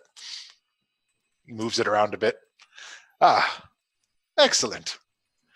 So you'll want to look at the numbers on that dented door. Find the door with the opposite numbers, and there should be a key inside. What are the Oh, numbers? for that's the a door? sneaky ass trap. The numbers on that door are 463. So are we looking for 364, or are we looking for inverse of that? 364. Okay. I'm going to pat Noodle on the head and be like, "Return, Noodle," and put him back in staff form. And I'm going to hand the staff to MT1 just to help him walk on his Oh, leg. he graciously accepts it. He's thank you so much. Of course. He's definitely C-3PO, isn't he? No. I thought, look, there was a debate that happened on my end as to whether or not this robot was going to be C-3PO. And I'm like, no. Vision, maybe. No, but he goes up and he says, "Thank you very much for helping to assemble me. I am operating at higher energy levels than I used to." You're welcome. Ah, I see that I have you to thank, fiery young halfling. All right. So, who wants to find that door? I feel like we know who needs to find that. Yeah, I think we know. It's a vendetta at this point. He's going to find the door. All right, give me an investigation check to find the door. Oh no.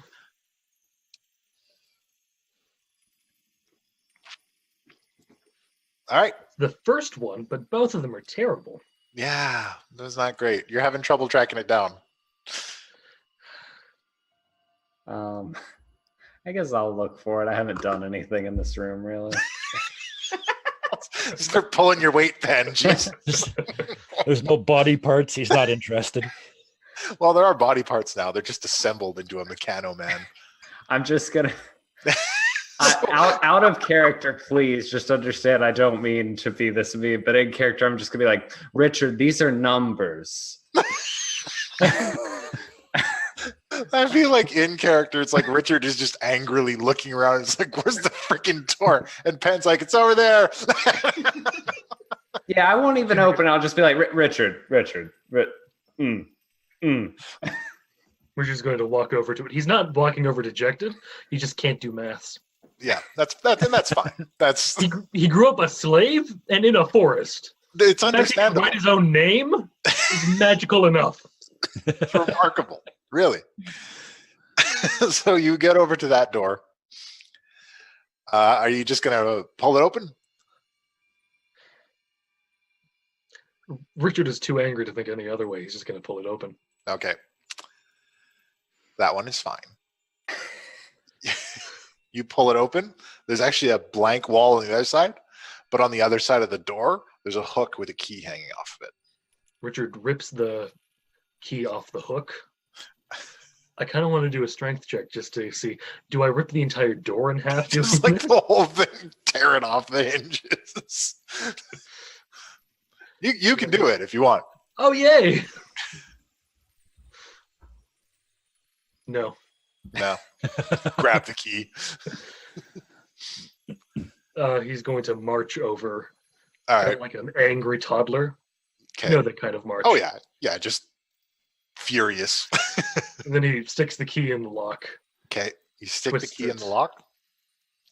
You twist it, and the door falls to pieces as whatever energy that was holding it together is dissipated, and the full damage of your original kick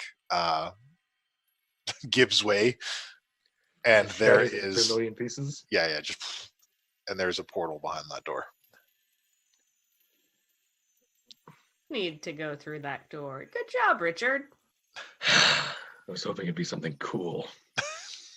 Speaking of which, I'm going to turn to our new friend who's hobbling along with my other staff, and I'm going to be like, before we go, we are the Avalon Knights Arcane Association, and we are actually in charge of the realms between. So, much like yourself, but for that reason, I wanted to provide you with that information so you knew you could trust us. Is there anything in this room full of rooms that we would find useful? A weapon or treasure, perhaps? You know. No, there is a laboratory and a rather extensive library, of course. But let's not gloss over that. Both of those things.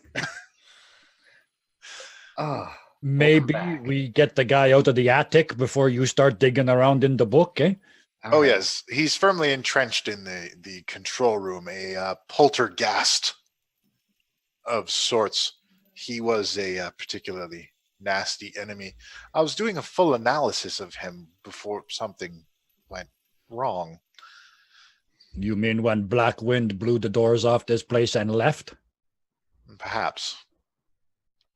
I'm done with him. He's going to be a holstergast. Let's put it this way. What's the last thing you remember before your head come off, eh? I remember there was an attack. What year is it? It's blah, blah, and blah, blah, blah. Sure. About the middle of blah, like the 14th of blah, blah, blah. Ah. Yeah, I've been wondering that. It's fully out of character. What year is it? What year is it even? There's not. Look, this is impending. This is. You can blocking my writing. You can go into the Forgotten Realms lore and pick a specific year. I ain't got time for that. So I'm already doing so many deep dives into like deities and stuff and carefully picking out who Key 3 and Pen's like patrons are going to be. And I got another whole thing boiling over the other one. I don't have time for days. I just need a number. So 12.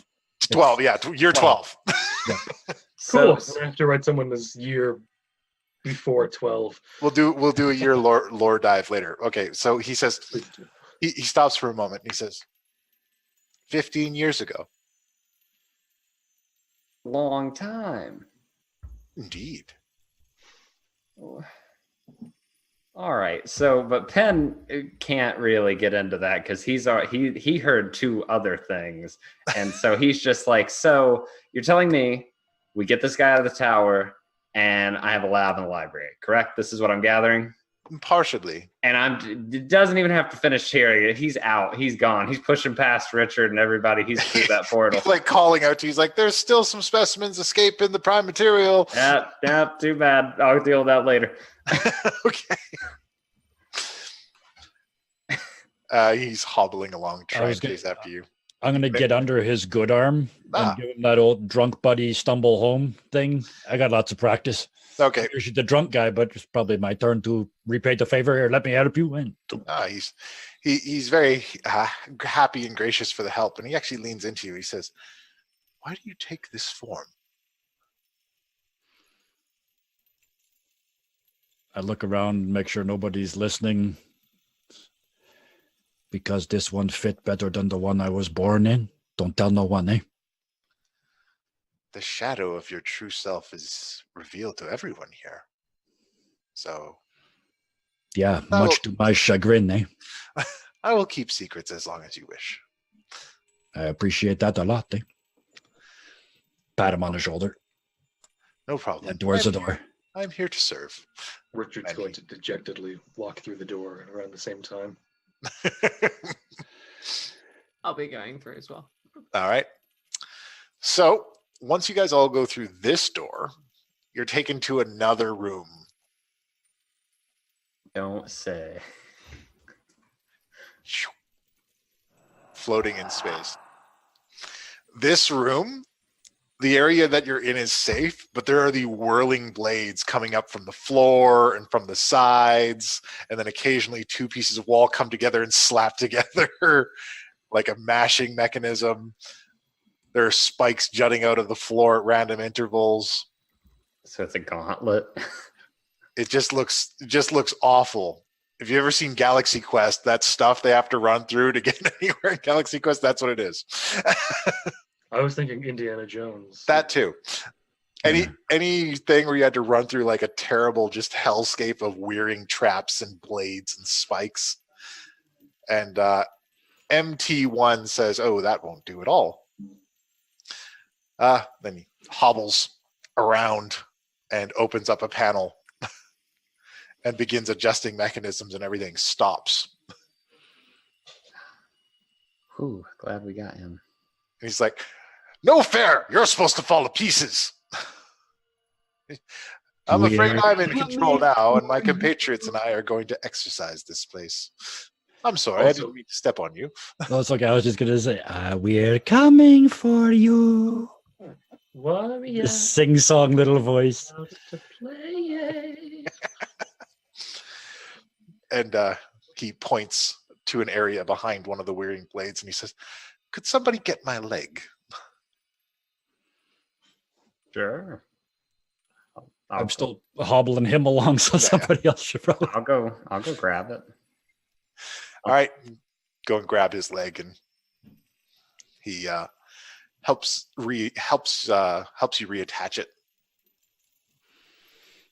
I'm gonna take my staff back then, because he doesn't need it anymore. All right, and he uses his good arm and sits down for a moment, reattaches his leg, and stands up. He's still one arm down. Mhm. He says, "Now then, let's get to work cleaning this place up, shall we?" Just to paint a picture, is he kind of like a Warforged? He is very much like a Warforged. In fact, anybody can do a check and figure out exactly what he is. I'm good. I just wanted to know. Okay. Out of character. Which arm is he missing? He is missing his left arm. What's that socket look like? It looks like a collection of gears and wires, and then like a place that you would put like a ball joint. I'm gonna lift off my hat and just pull out Handy. Also, what does Handy look like here in this plane? I'm glad you asked. I'm kind of scared.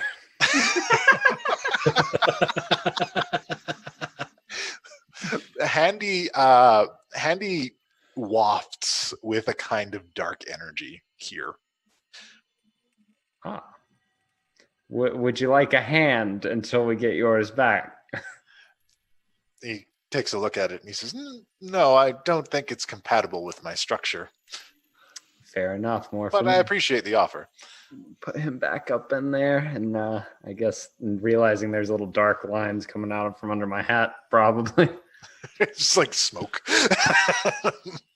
He says, and then he opens up 4 more panels onto the wall, and just with one hand he's maneuvering things, and you can see sections of the tower that were floating above you begin to move together and form into hallways and sections.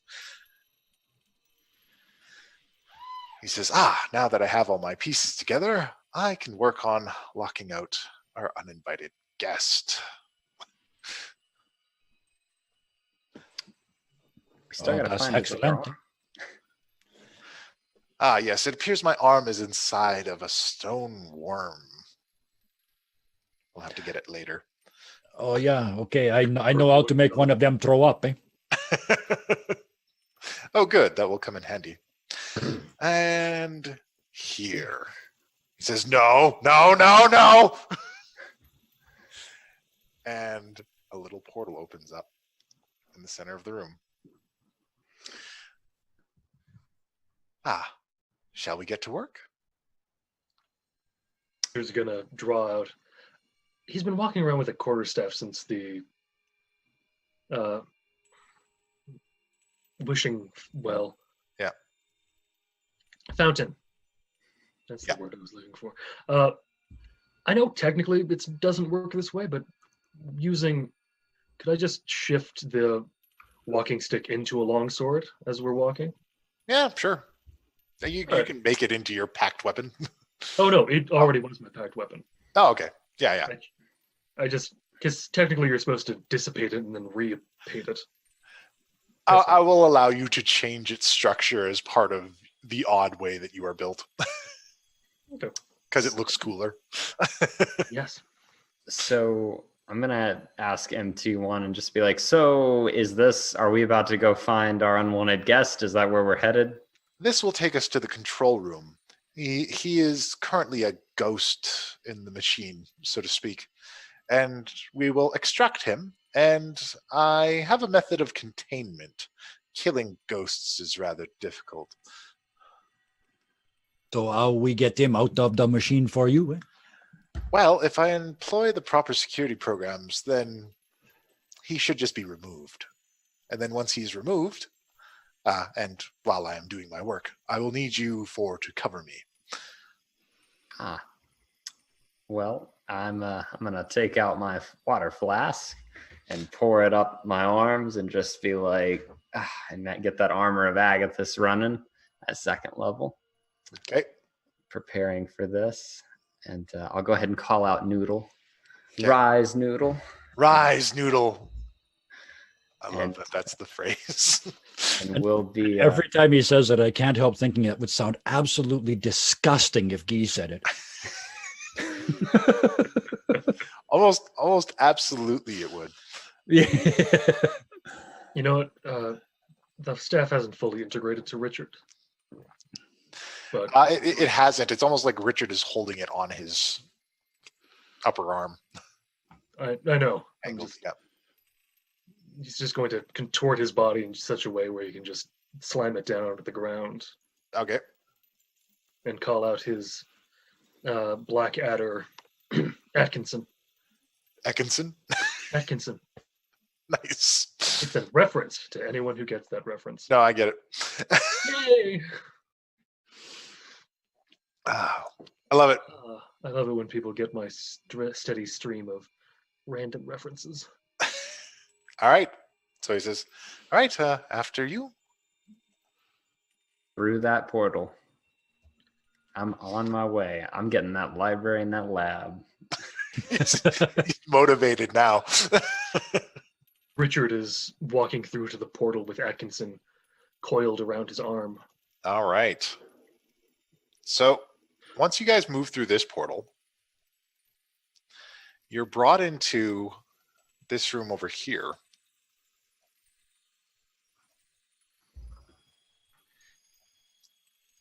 And in this alcove, there's these panels with just stone, gems, and steel. There are levers, switches, all manner of things. And there are 2 rune obelisks that rise up on both sides of it. And they're coursing with energy. And the energy arcs between them and forms a contorted, mad face. You found me, but I'm not going to let you out that easy. And then circular holes open up on either side of you guys. MT1 says, I do not have much time. I will get to work immediately. He runs up to the panel and begins working away. He says, be careful. We don't know what tricks he has left, and the tower has many deadly mechanisms in it. Good to know. And he begins working away. And as he begins working away, 1, 2, 3, 4. Where's my 4-sided dice? There it is. Who's gonna get touched? Richard. It's a 2. I want everyone to see it's a 2. Okay, so Richard, something brushes up against you, and you receive a small shock. Okay. And you are shocked for, I say small shock, but you are shocked for 5 lightning damage. Of course. And as you are shocked with 5 lightning damage, this bright yellow light, this ball of bright yellow light, appears where you were touched. Is Atkinson at all damaged by this? He's coiled around me. He's coiled around you. I'll say it was on the side that he wasn't. Okay. Oh no, I just meant because lightning travels through flesh. Yeah, but it was on the wooden arm, so you're all right. He was on the wooden arm. Oh, well then, perhaps he is damaged. You He talked takes half of yourself that. into it. Let's go. He takes half of that. 2 damage. I'm All right. ramping down. So can we take an action, or would you like us to initiative and then? Let's initiative. Ooh. Where is a dead button? Hey. Oh. All right. Guy and I. Right up there.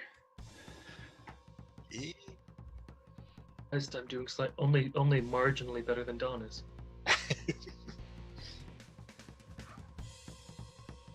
I mean, key 3. Who the hell is Dawn? Okay. Maybe that's my patron. I don't know. Yeah, it might be. Yeah, I haven't. That would explain all the I fire. that's that's an interesting. Wow. I may or may not have picked it yet, so we'll see what happens. Oh, a character whose patron is the player who's playing them. I love it. That is some. Oh, Kevin, we can't talk about this. Yes. We can't talk about this right now. But I know what I'm doing for 4 hours after the stream ends. Okay, yeah. Post game. Okay. So we are in initiative now, and this creature has fluttered out of sight now after it has touched Richard. And at the top of the round, we have Guy. Oh, so I can't see him? You cannot see these things, Shit. but perhaps you can do some intelligence to see if you can identify them. Yeah, I'll see. I need to figure out what to yell the command at. So just straight in intelligence. Or? Yep. Well, give me an Arcana check for this creature. Okay. Just rolled really well for the intelligence. Would have been though. this Yeah. +1, but we'll do it again. Yeah, just slightly better. Yeah, you're still good. Your dice are so hot today. Okay. You think these are will o' the wisps? Oh, okay. That would explain why you can't see them. Yeah. And then, yeah. So Okay. what you know about will o' the wisps is that they're spirits. They're undead. But contact with them gives you a shock. But what is perhaps more dangerous about them is that they can consume the life of living creatures. And they're by and large invisible. Right. Oh, I can't see them. This changes everything. I am going to back into the corner. Okay. And hold. Oh, this if I can't see them for a round, this is a waste of a spell slot. I don't care. I hold the command spell Okay. for the first. Get 1 per level above level 2, so 4 of them. All right.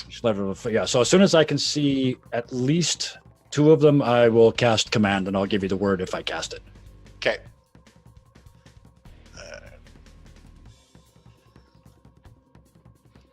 All right.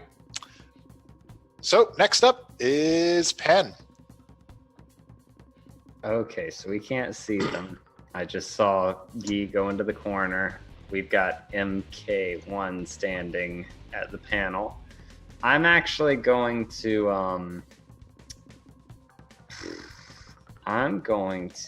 walk to the center of the room right here Okay. to be the pillar of something in all of this. And let me ask this. Can I, because I'm only going to use one right now, but I just want to go ahead and pull. Can I possibly pull both stabs out at one time, or do I have to have both hands to pull one at a time? Currently, you need both hands to pull one at a time. Okay. This is a skill that you can perhaps acquire later, but I can't just give it to you. Okay. I'm going to pull out. Oh, wait, I don't have to because Noodle's already here. I forgot. I don't even have. Noodle is instantiated. Okay. To command him, is that an action or a? I would say you could probably command him as a minor action, and then he just kind of. Okay. I'm going to draw my staff of healing, and then Okay. I'm going to command Noodle and say, I want you to. Well, first I'm going to get down level with him. And I'll be like, I know I've asked a lot of you today, and I'm just going to cup his little face, and I'm going to be like, but you are precious, and I appreciate everything that you do. And then I'm going to say, I need you to go wrap yourself around him loosely and protect him, and point at MK1 or MT1. Okay. Noodle agrees and goes over and wraps himself around MT1. And then I am going to just stand there with my staff of healing and my armor of Agathis and just kind of like be ready for whatever comes next. Okay.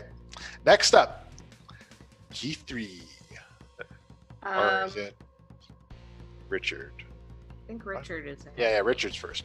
By 0.9. Yes, 0.09. Richard's first by 0.9. Yeah. Richard is going to cast Fairy Fire Okay. to see if he can Illuminate these. everything. Yeah. Huzzah. By the way, you guys should all also maybe make a dexterity saving throw. All right, and Where? a 20-foot cube. Yeah. Whereabout are you putting this 20-foot cube? Closer to around this. Where exactly are the Will of the Wisps? Kind of closer to the center of the room, or? You're not sure. 2 holes opened up on the sides of the walls. You saw one when it touched you. Okay. Close to the center of the room then. Okay. About where Pen is. Is that Pen? Yes. Yeah, that's Pen. About where Pen is standing. I'm so sorry, Pen. I keep doing this. I'm going to start docking the damage you do to me from the damage I will kill you. This, Hey, there's no damage. Fair No, enough. just Every attack against you is an advantage. Ah. That's almost worse. It kind of is. So it's a dexterity saving throw? Yes. You just have to roll higher than 13. Oh, thank God. For once, I'm ready for this. all right, you are not harmed by this, which isn't harmful. You just Still don't want to deal with. All right. Do any of them become visible? It does make 3 wisps visible. That should be 2 larger. Shouldn't it? That's a 4x3 cube that you have. Oh, whoops! I'll make it a little bit larger. It should be a 5x4 or a 4x3. Wait, no, that's not it. That's By 4, yeah. Yeah, there we go. So as soon as they appear, 2 of them, I cast command, and the command word is betray. Betray. Okay. Gotta move Pen back into place. All right. So you give them betray. Yeah, because it doesn't actually hurt them to betray their opposition. So Right. yeah. Oh, I should specify these guys are green Ooh. with Fairy Fire. Fairy fire is green. I always do green. Like Absolutely. leaves. Ah. And I'm just standing in the middle of all Yeah, you're this on standing in the fire. middle of all these. This is fine. This is okay. This is okay. So you command those 3 to betray. Only 2 of them. Oh, only 2 of them. Okay. Yeah, I'm only level 2 spells, so we'll do that one and then the one to the south. That one there. Okay. All right. Well, it looks like they're not immune to that. So, yeah, they're gonna betray. Why do I have a blue dot? I just put a blue dot on you, so it'd be easier to find you. Okay. I just didn't know. No, it's okay. All right. So next up is Key3. Now that I can see them, I will. The one that's like directly in front of me. Yeah. I will point my hand out and shout, "It's time to cool off," and I'll cast Chill Touch. Okay. And... All right, I have to roll things. You got to roll some dice. Yeah. Advantage. Roll those virtual dice. Oh, right. It's advantage. Well, that's a pretty good roll. Ooh. 6 necrotic damage to this creature. Yeah, they don't have a remarkably large amount of HP. And it is resistant. Turns out. All right, so yeah, you hit it, and the light of this thing flickers for a moment at your necrotic chilling touch, but it appears to keep going. Ah, dread. Now it's their turn and also MT1's turn. But what happens very interestingly with the command of betray is that these creatures move towards the arcing image Yes. and begin to consume its life. Oh, even better than I thought this was going to go. Because as a spirit, it is a creature that was living that has 0 HP. So they begin to eat it. And yeah, he is visibly frightened. He's like, no, what is happening? And the wisps are draining him away. So yeah, they nom on him for what is a very substantial amount of damage. And their lights glow brighter.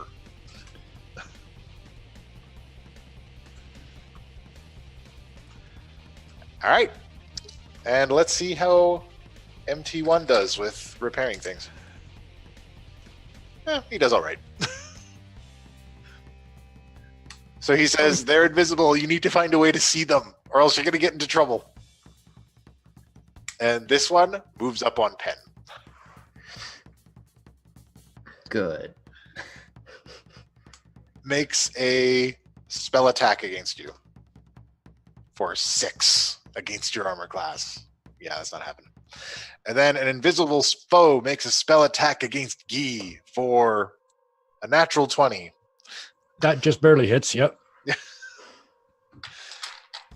And then Guy takes all of the damage. I'm sorry, Guy. My dice.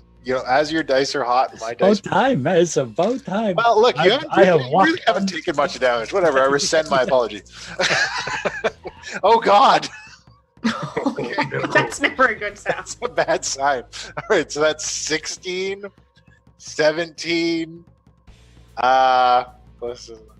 So, hang on, 23 Okay. lightning damage. Oh, that would have straight up killed me. So you are zapped hard, and another one of these creatures shows up in front of you as you're touched. And then the other one comes for Keith. But he only gets a whole 13.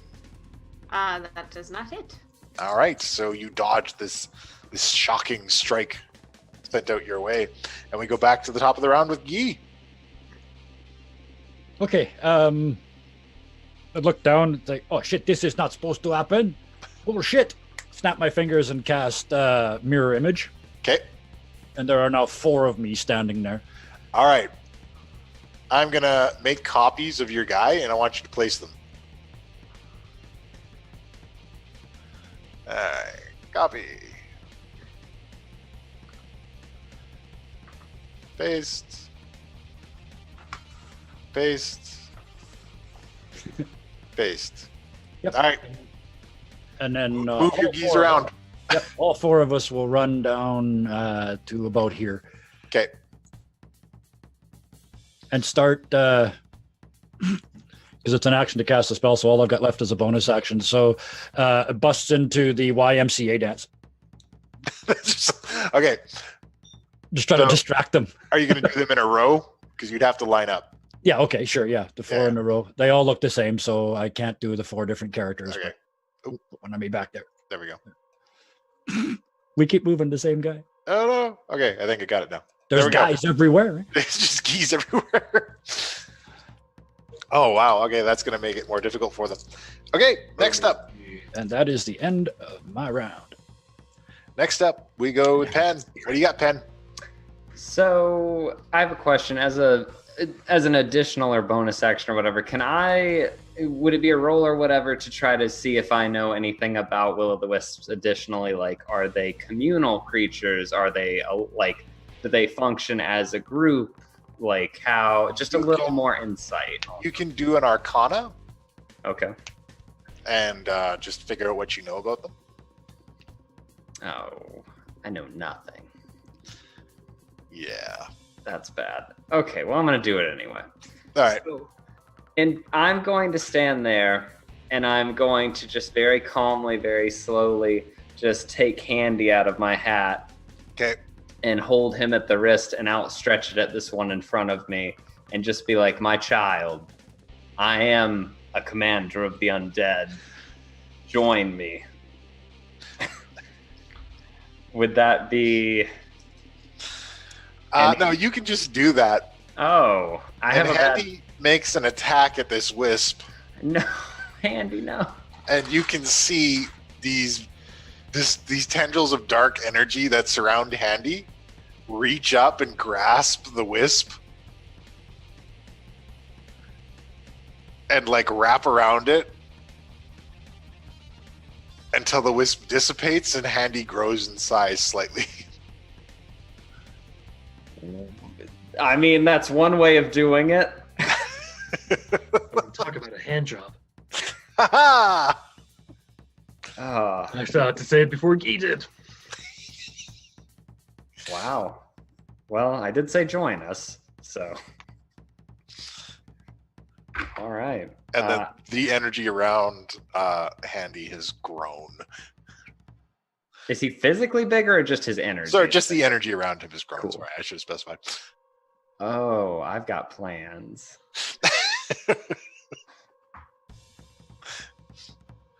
All right, so that's Penn's turn. Next up is Richard. Yeah.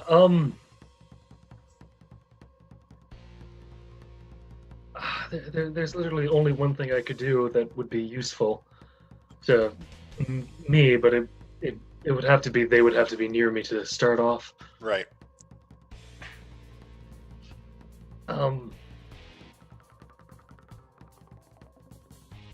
To where Guy was standing, Uh-huh. I'm assuming that the will of the wisp is still there-ish. Maybe. We have no way of knowing. Yeah. Now I'm just trying to come up with something cool to say. I need a good catchphrase to throw out my attack with.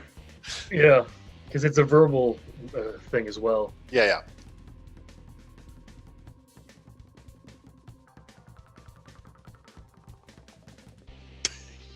Okay. Okay. Yeah, I don't have much better than this. All right. Richard crushes a piece of glass in his hand. Okay. And to where Guy was standing, he just kind of goes, "Today's fairy forecast calls out for death." Nice. And he casts Cloud of Daggers. Cloud of Daggers. All right. And can you ping for me Doesn't- exactly which square you're going to throw that down on? I will try. I've never been able to ping before. Okay, well, I'm going to assume it's going to be exactly where Guy was. Yeah, Right in the Alright. corner. Okay. and it's about 10. Oh 10? no, 60 by 5 feet. Oh.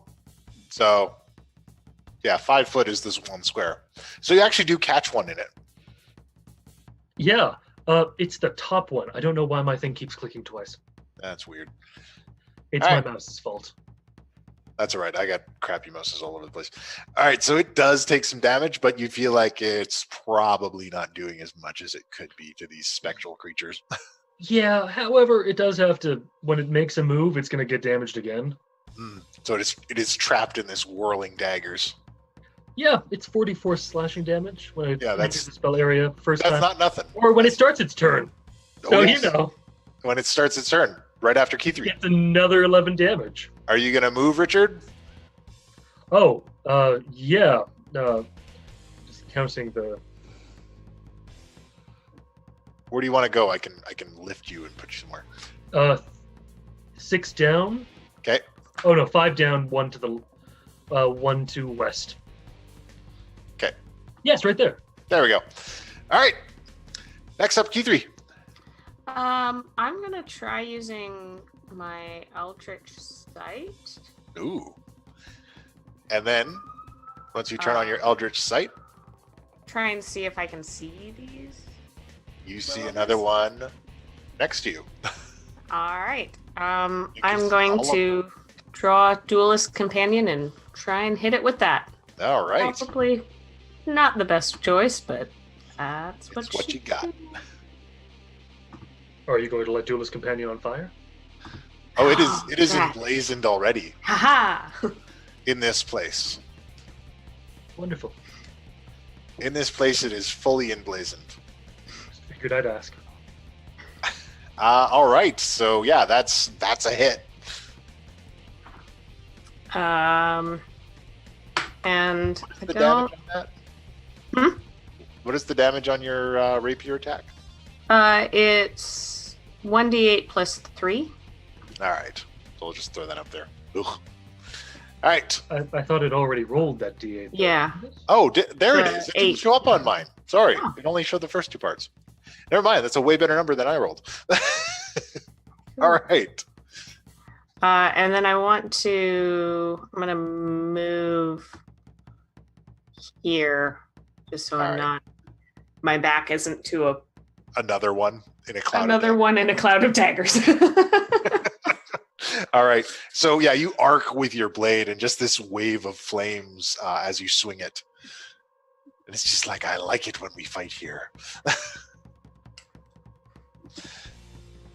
And we go up to their turns. And MT1 is going to try and make his move.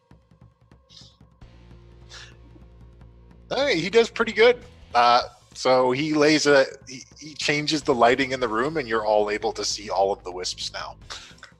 It's Are like, there I've any- revealed them all for you. Sorry, that's a little late on your Eldritch Sight, but whatever. So the next thing I want to know is, Guy, how long does that command last? It's only 1 turn. So Only at the end one of their turn? turn, they're yeah. Okay. Let me absolutely confirm that, but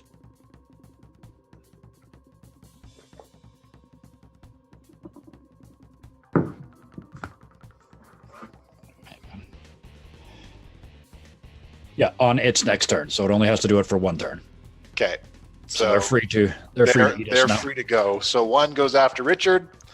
That's a 13. Yeah, that hits. Okay. One goes after Penn. That's 7. That does not hit. Okay. Richard, you take. Oh, I'll have to get another D8. 6 damage of a lightning nature. All right. Quick question: which side is it attacking on? It's just coming at your front. Any chance I could raise up an arm and, kind of with the spikes on my arm, try to deal it damage? Give me a dexterity save. Dexterity save. Yeah. 14. All right, you're able to throw it up and deal some damage with your spikes. Nice. All right. How much damage? I don't know. I will calculate it on my back end. All right, one comes from Key3. 19 Yeah, that hits. zaps you for 15 thunder damage. Oh. That was a big roll.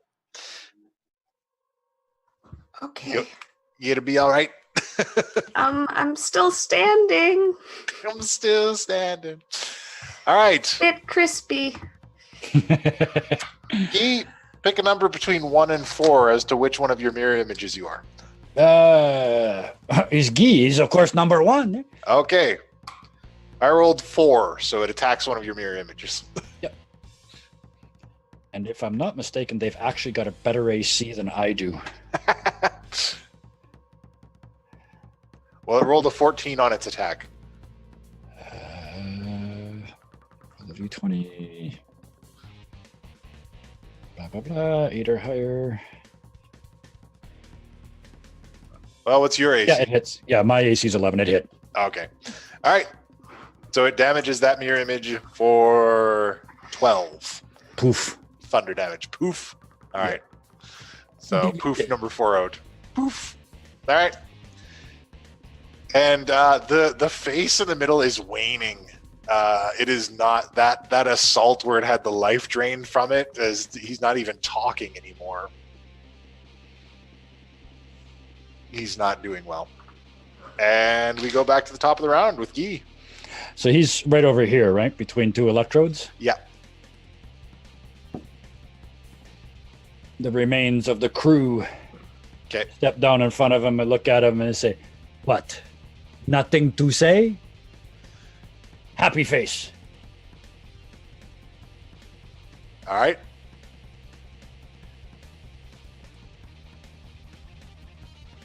So yeah, Mesa faces 20. Okay. Oh, there we go. Oh, that's a hit. So you strike against it, and there's this flash of electricity. And the face dissipates from that section. And we'll see what happens next. Mm-hmm. But next up is Pen. So the face is just gone. It didn't reappear anywhere else. It doesn't seem to have reappeared anywhere else at this point. Damn it, Guy. Wait, I was wanted to. All we got to do is keep MT alive, man. The rest of this is completely off the table. I'm trying to feed something, so let's see. Who I gotta look. If I look around, like, can I tell who looks the most beat up and who looks the roughest? Because I know most people are looking pretty rough, especially. I imagine a couple people could give you a wave. I mean, Keith, you just took a pretty hard shock. I can only do one at a time right now. Between Key 3 or Guy, although Guy's got mirror image, so I think You wouldn't be able to tell which one of me to cast it on right now, I don't think. yeah, that's fair too. Okay, I'm going to I just talked myself out of healing. Isn't that wonderful? I appreciate it. Yeah, no, look, it's consistent. So Yep. let me ask this too, because I didn't want to add her into the initiative to complicate things, but can I just get Whisper to be my movement? Because she can do touches as for touch spells for me. Sure. Okay, I'm just gonna get Whisper to run over to Key 3. I'm going to cast Cure Wounds at. Let's try. Oh, I can only cast at 2nd level anyway, so I'm gonna cast that at 2nd level, and I'll get right back to you on that if you want to. All right, go ahead and get that up. Key 3, this cat leaps off of Pen's shoulders and bounds over to you and just lays a paw on your leg. Kitty, kitty. And you are healed for a certain amount. And it is Richard's go. Okay. That other one took damage too. Roll that out over here. Yeah, I wanted to. The Yeah, one yeah, that- no, it's. corner? I'll calculate it on my end. Okay. Oh no, it's still just 4d4. Yeah, yeah. Just want to know whether or not I killed him. No, it's still going.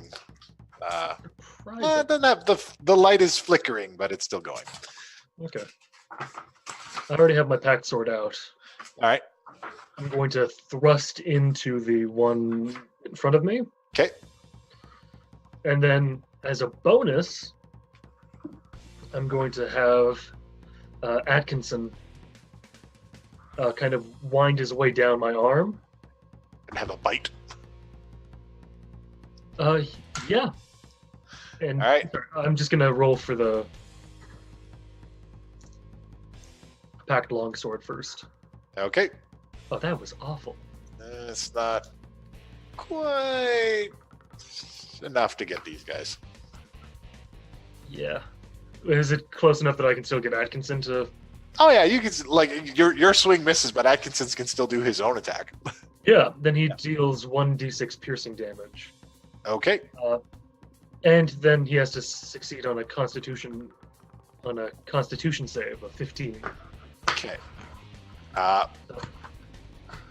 Just They gonna are- roll a d6. These creatures are immune to poison. Oh, that's unfortunate. Welcome to Undead. But it is pierced. Yeah. And all right, key 3. And can Atkinson just quickly retreat back to my arm? Just like run back. He doesn't want to get shocked. Absolutely. Yeah. Just kind of a quick. Like an adder. Yeah. Keither, did you get your healing? No, I missed that. It's a total of 13 Oh, because it's plus the. right. You get the bonus. Yay! And then my cat too would have just ran right back as the rest of the movement. She's like, I need to get back up here. I'm feeling much better. All right. Well, I will take a step here, and then I'm going to shout out, "Stop trying to steal my life force!" And arms of Hadar. Okay. There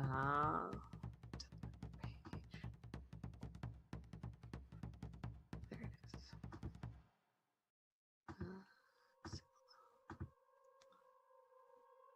All right. So, So they have to try to escape it, yes. if I recall. And this is Yeah, they cast have at to level do 2, a right? Yeah. strength saving throw. Strength saving throw against your spellcasting ability mod of 13. All right. Well, they're not of remarkable strength, and they got a 1. Nice. So I'm gonna flavor this. So the tendrils of dark energy that emerge are actually these blazing wings erupt in blue flame and encircle this creature from the ground. And it's any creature, all creatures within 10 feet, so it should be both of them. All right, so both of them. Yeah.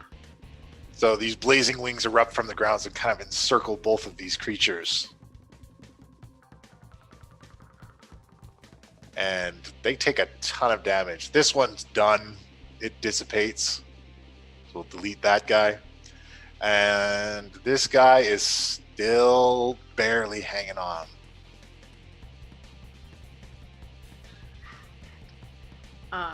Well, I'm going to, since it can't take its reaction, move away from it. All right, well, it can't take a reaction now because it is held in your fiery grasp. I'll come join. Come join the fight. Yeah. All right. So now we go into MT1's turn. And he has another success. So he does some wizardry, and the remaining wisps are drawn back into the holes where they emerged. Deal. On a scale of 1 to 23, I was at about a 5. So they are all removed. Oh yeah, fairy fire would have dissipated at this point too. Yeah. We'll get I mean, into it's been more than a minute. Just assuming. All right.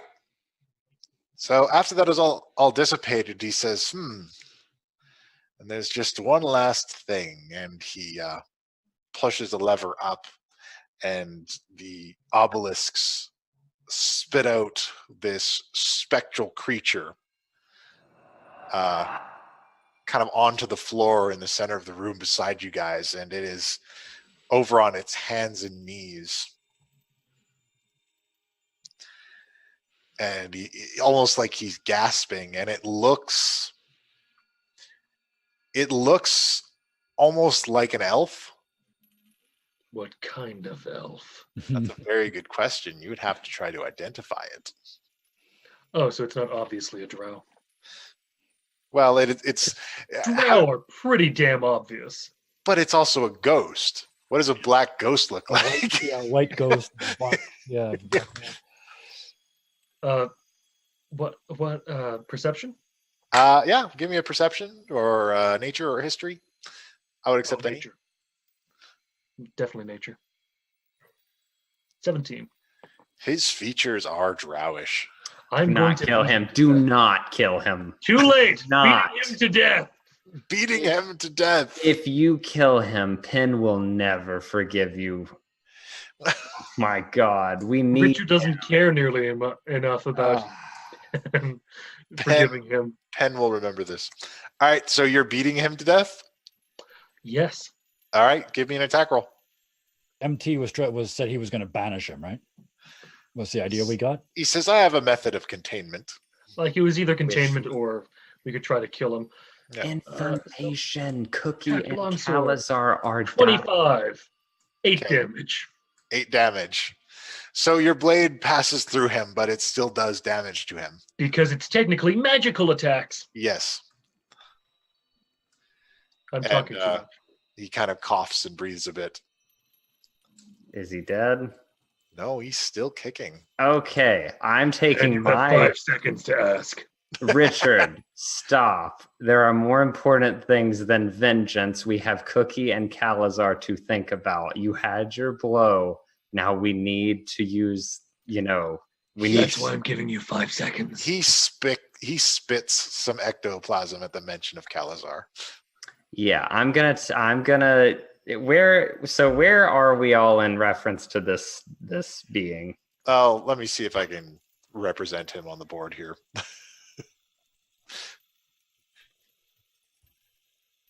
No, this is sorry. In character, Richard would like it to be a pile of poop. Out of character, I don't care. Always get what you want. Okay, I know what there Richard we go. would like. It doesn't Let's matter. put it right here. And then Richard's probably like. Oh, Richard right. is Yeah. on the west side. Okay. Yeah, right Standing there. over him. Well, I am going to Sword, walk sword, up and put my arm between Richard and him and say to MT1, please contain, as quickly as possible. Because I've already tried reasoning with Richard and I can't Like do I said, 5 seconds. MT1. All right. MT1 pulls some more levers. And yeah, there we go. This works. This will be MT1. MT1 pulls some levers and a glass box comes down from the ceiling and encircles this spirit. And he touches the sides and there's this dispersion of energy. I didn't know you had these good toys. And I'm just going to look at Richard and be like, Richard, please, this is so important. Do not break the box. This is critical information we could get. Please. After you get the information, I'm setting the box on fire. You are welcome to try. And then Oh. I cast prestidigitation and put a horrible fart smell inside the box. Okay. You said it's a glass box I can see in, so Yeah, you can see it. That works. He says, I can't smell, but I appreciate the effort. that was for me anyway. That wasn't for him. okay.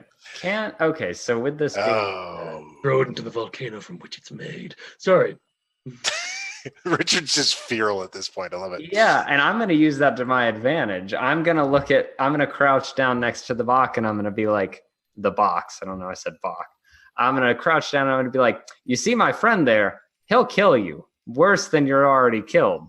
And it won't be fun or pretty. He has a pretty indiscriminate hate toward your kind.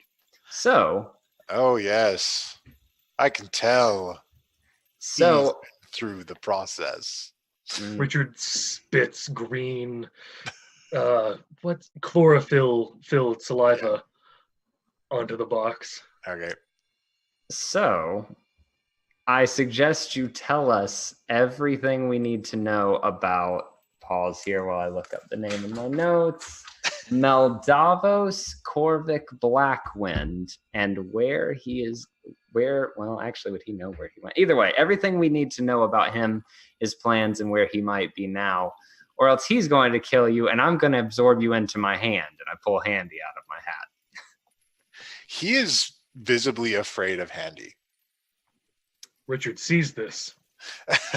I'm moving to the other side of the box with Handy, but I am going to kind of push it up against the box and be like, you don't like this, do you?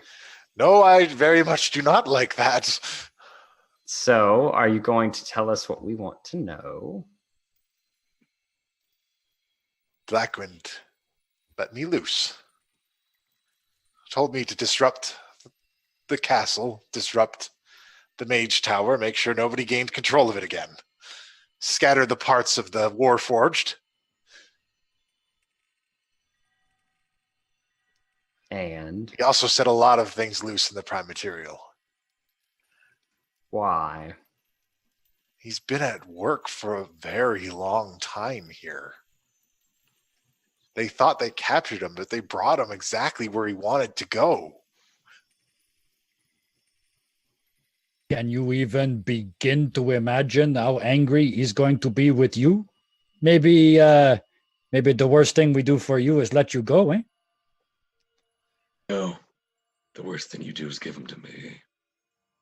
I don't think so. You kill him quick. I think Black Wind maybe take 1,000 years, eh? Quick? You don't Compared know. to 1,000 years? I it's gonna feel think like an I eternity. know what to do. Shaking Handy back and forth. He says, He didn't need to eat any more ghosts. At least that's what he said. Who did? Blackwind. That's how he got his power? He absorbs things. He found a way to do it. It started with a black shadow dragon, and then it just kind of ballooned from there.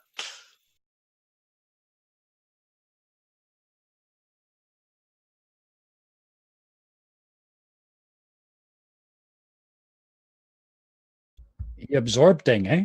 He absorbed the thing he fight, eh? Yeah. So what happened if he fights something with cancer? I don't know how it works. He's kind of picky. He says he's been cultivating all the best abilities. Yeah, maybe we wrap a poison pill for him, eh? But not right now. Right now, I need a drink, eh? He said he left a present in the prime material in the mage tower. This isn't the same mage tower, and I turned to MK1. The mage tower has two sides of it, the same as everything else in the keep. You're in the ethereal version of the mage tower. The prime material serves as a kind of holding pen in experimental rooms. Well, Cookie ran off with something. Do you think maybe that was the thing he left? MT1 says, does some things on the controls and says, I'm not aware of Cookie leaving with anything. It must have been before I was reactivated. However, the records show that the containment for one Meldalvos Korthek Blackwind was opened and removed a short while ago. The containment was a special phylactery designed to hold creatures of undead essence and slowly drain their power until they dissipated. However, it seems to have had an unusual effect. Something has been feeding power into it. Something located in the tavern.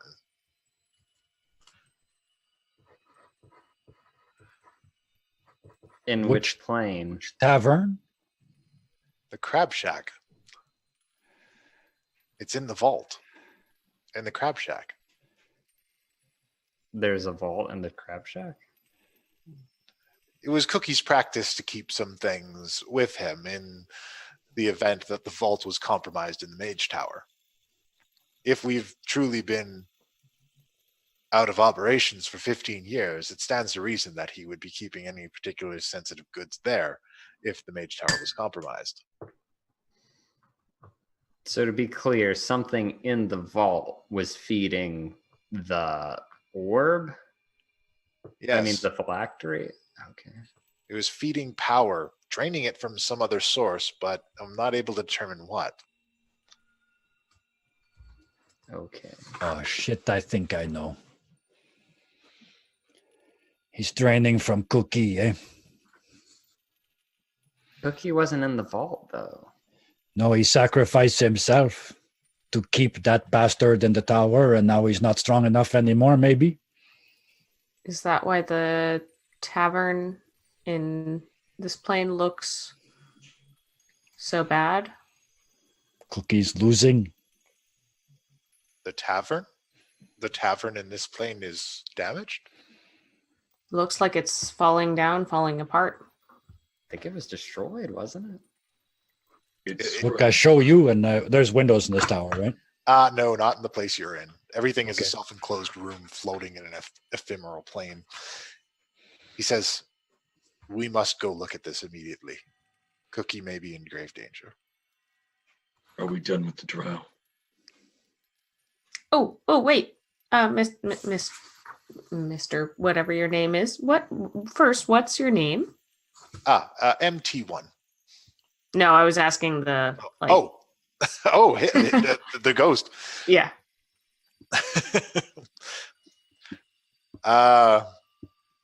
Oh geez, what did I want to call this guy? Won't matter soon. Apparently, he wasn't expected to survive.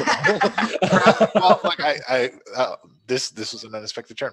Krathos wisp web. Oh. So MT, he's safe in the little box. You can come with us. He's not getting out. He shouldn't. It's not good enough. There So is a 0.0125% chance that he may be extracted from the case by another force. Oh, shouldn't he have to roll like 3 20s in a row? I'm not worried about that at all. Let's go look at the crab shack. Hey, MT1. so wait, Krathos, did you happen to know where Black Wind was going? I don't know if I should say anything. I push Handy up. Come against- on, we're this is honestly in your best interest to tell us. Okay, just keep the hand away from me. Richard is also slowly. He's less holding back, and his Fey presence is beginning to manifest. Oh shit. Just slowly. He said he was working towards it. He said that everything was a trap and nobody knew it was a trap. He would laugh to himself. He knew what everybody was going to do. He knew every reaction. He planned it for years. Keep everyone distracted, make Cookie sacrifice himself, and take him exactly where he wants to go to finish the job. All right, that's plenty for me. Well, his plan is fucked, because if even I don't know what I'm going to do next, there's no way he knows what I'm going to do next, So, and I'm gonna turn to I can be Key rather and Githry. predictable. Key and Githry, because I already know Richard's done with him. But do you two have any more questions before we deal with this? Not that I can think of right now. Key. I'm already looking for the portal to get out. All right. MT1, open the box. Richard and I are going to have to Pen. roll You step initiative. back. No, sir. This is mine. You All already right. got your. No, I haven't. MT1 moves to open the box. Black tendrils erupt from the bottom, encircle this creature. And he's like, wait, no, I didn't mean. And he is dissipated inside the box. And as a reaction, I slam down my sword on the box. Sure. Cool. Give me that. Give me that attack.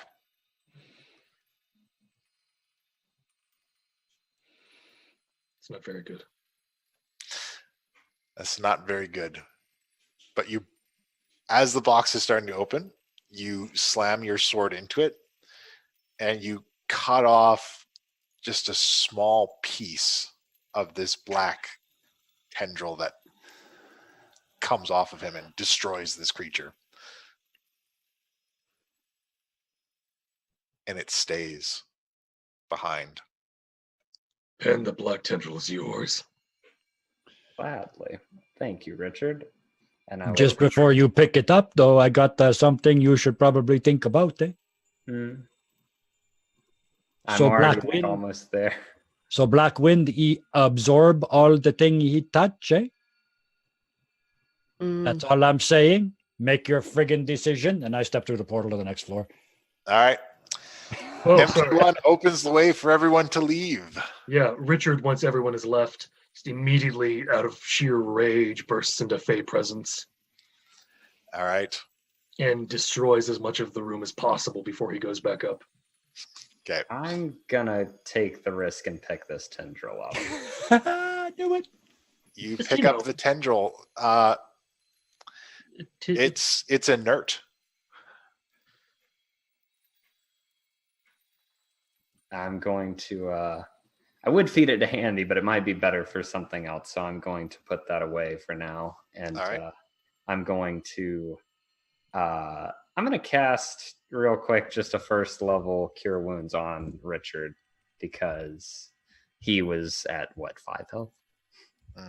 I only said on a scale of one. To I know. I don't mean, you know what I mean. I knew you were rough though. Yeah.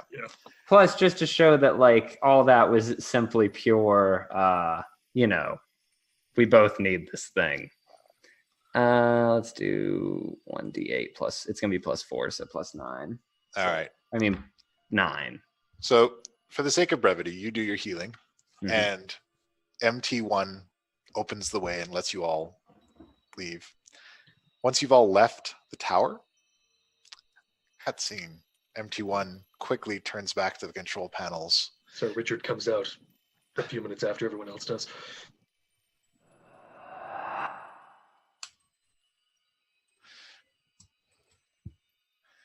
And he opens up a panel. A mirror comes up, and an image of the mirror shows an open vault door, an empty pedestal, and then in the area behind the empty pedestal, a burrowed out section of ground going deep into the earth. And he looks at this. He says, "We are all in very grave danger." And we'll catch up next time. Oh. I really hope one of these days we get to level up. We are going to the bar and Dude. we are going to the crab shack and we are going to drink so much tequila, a cactus. And I point at Richard. Oh yeah, no, Richard still hasn't gotten out of his Fey presence. Oh shit!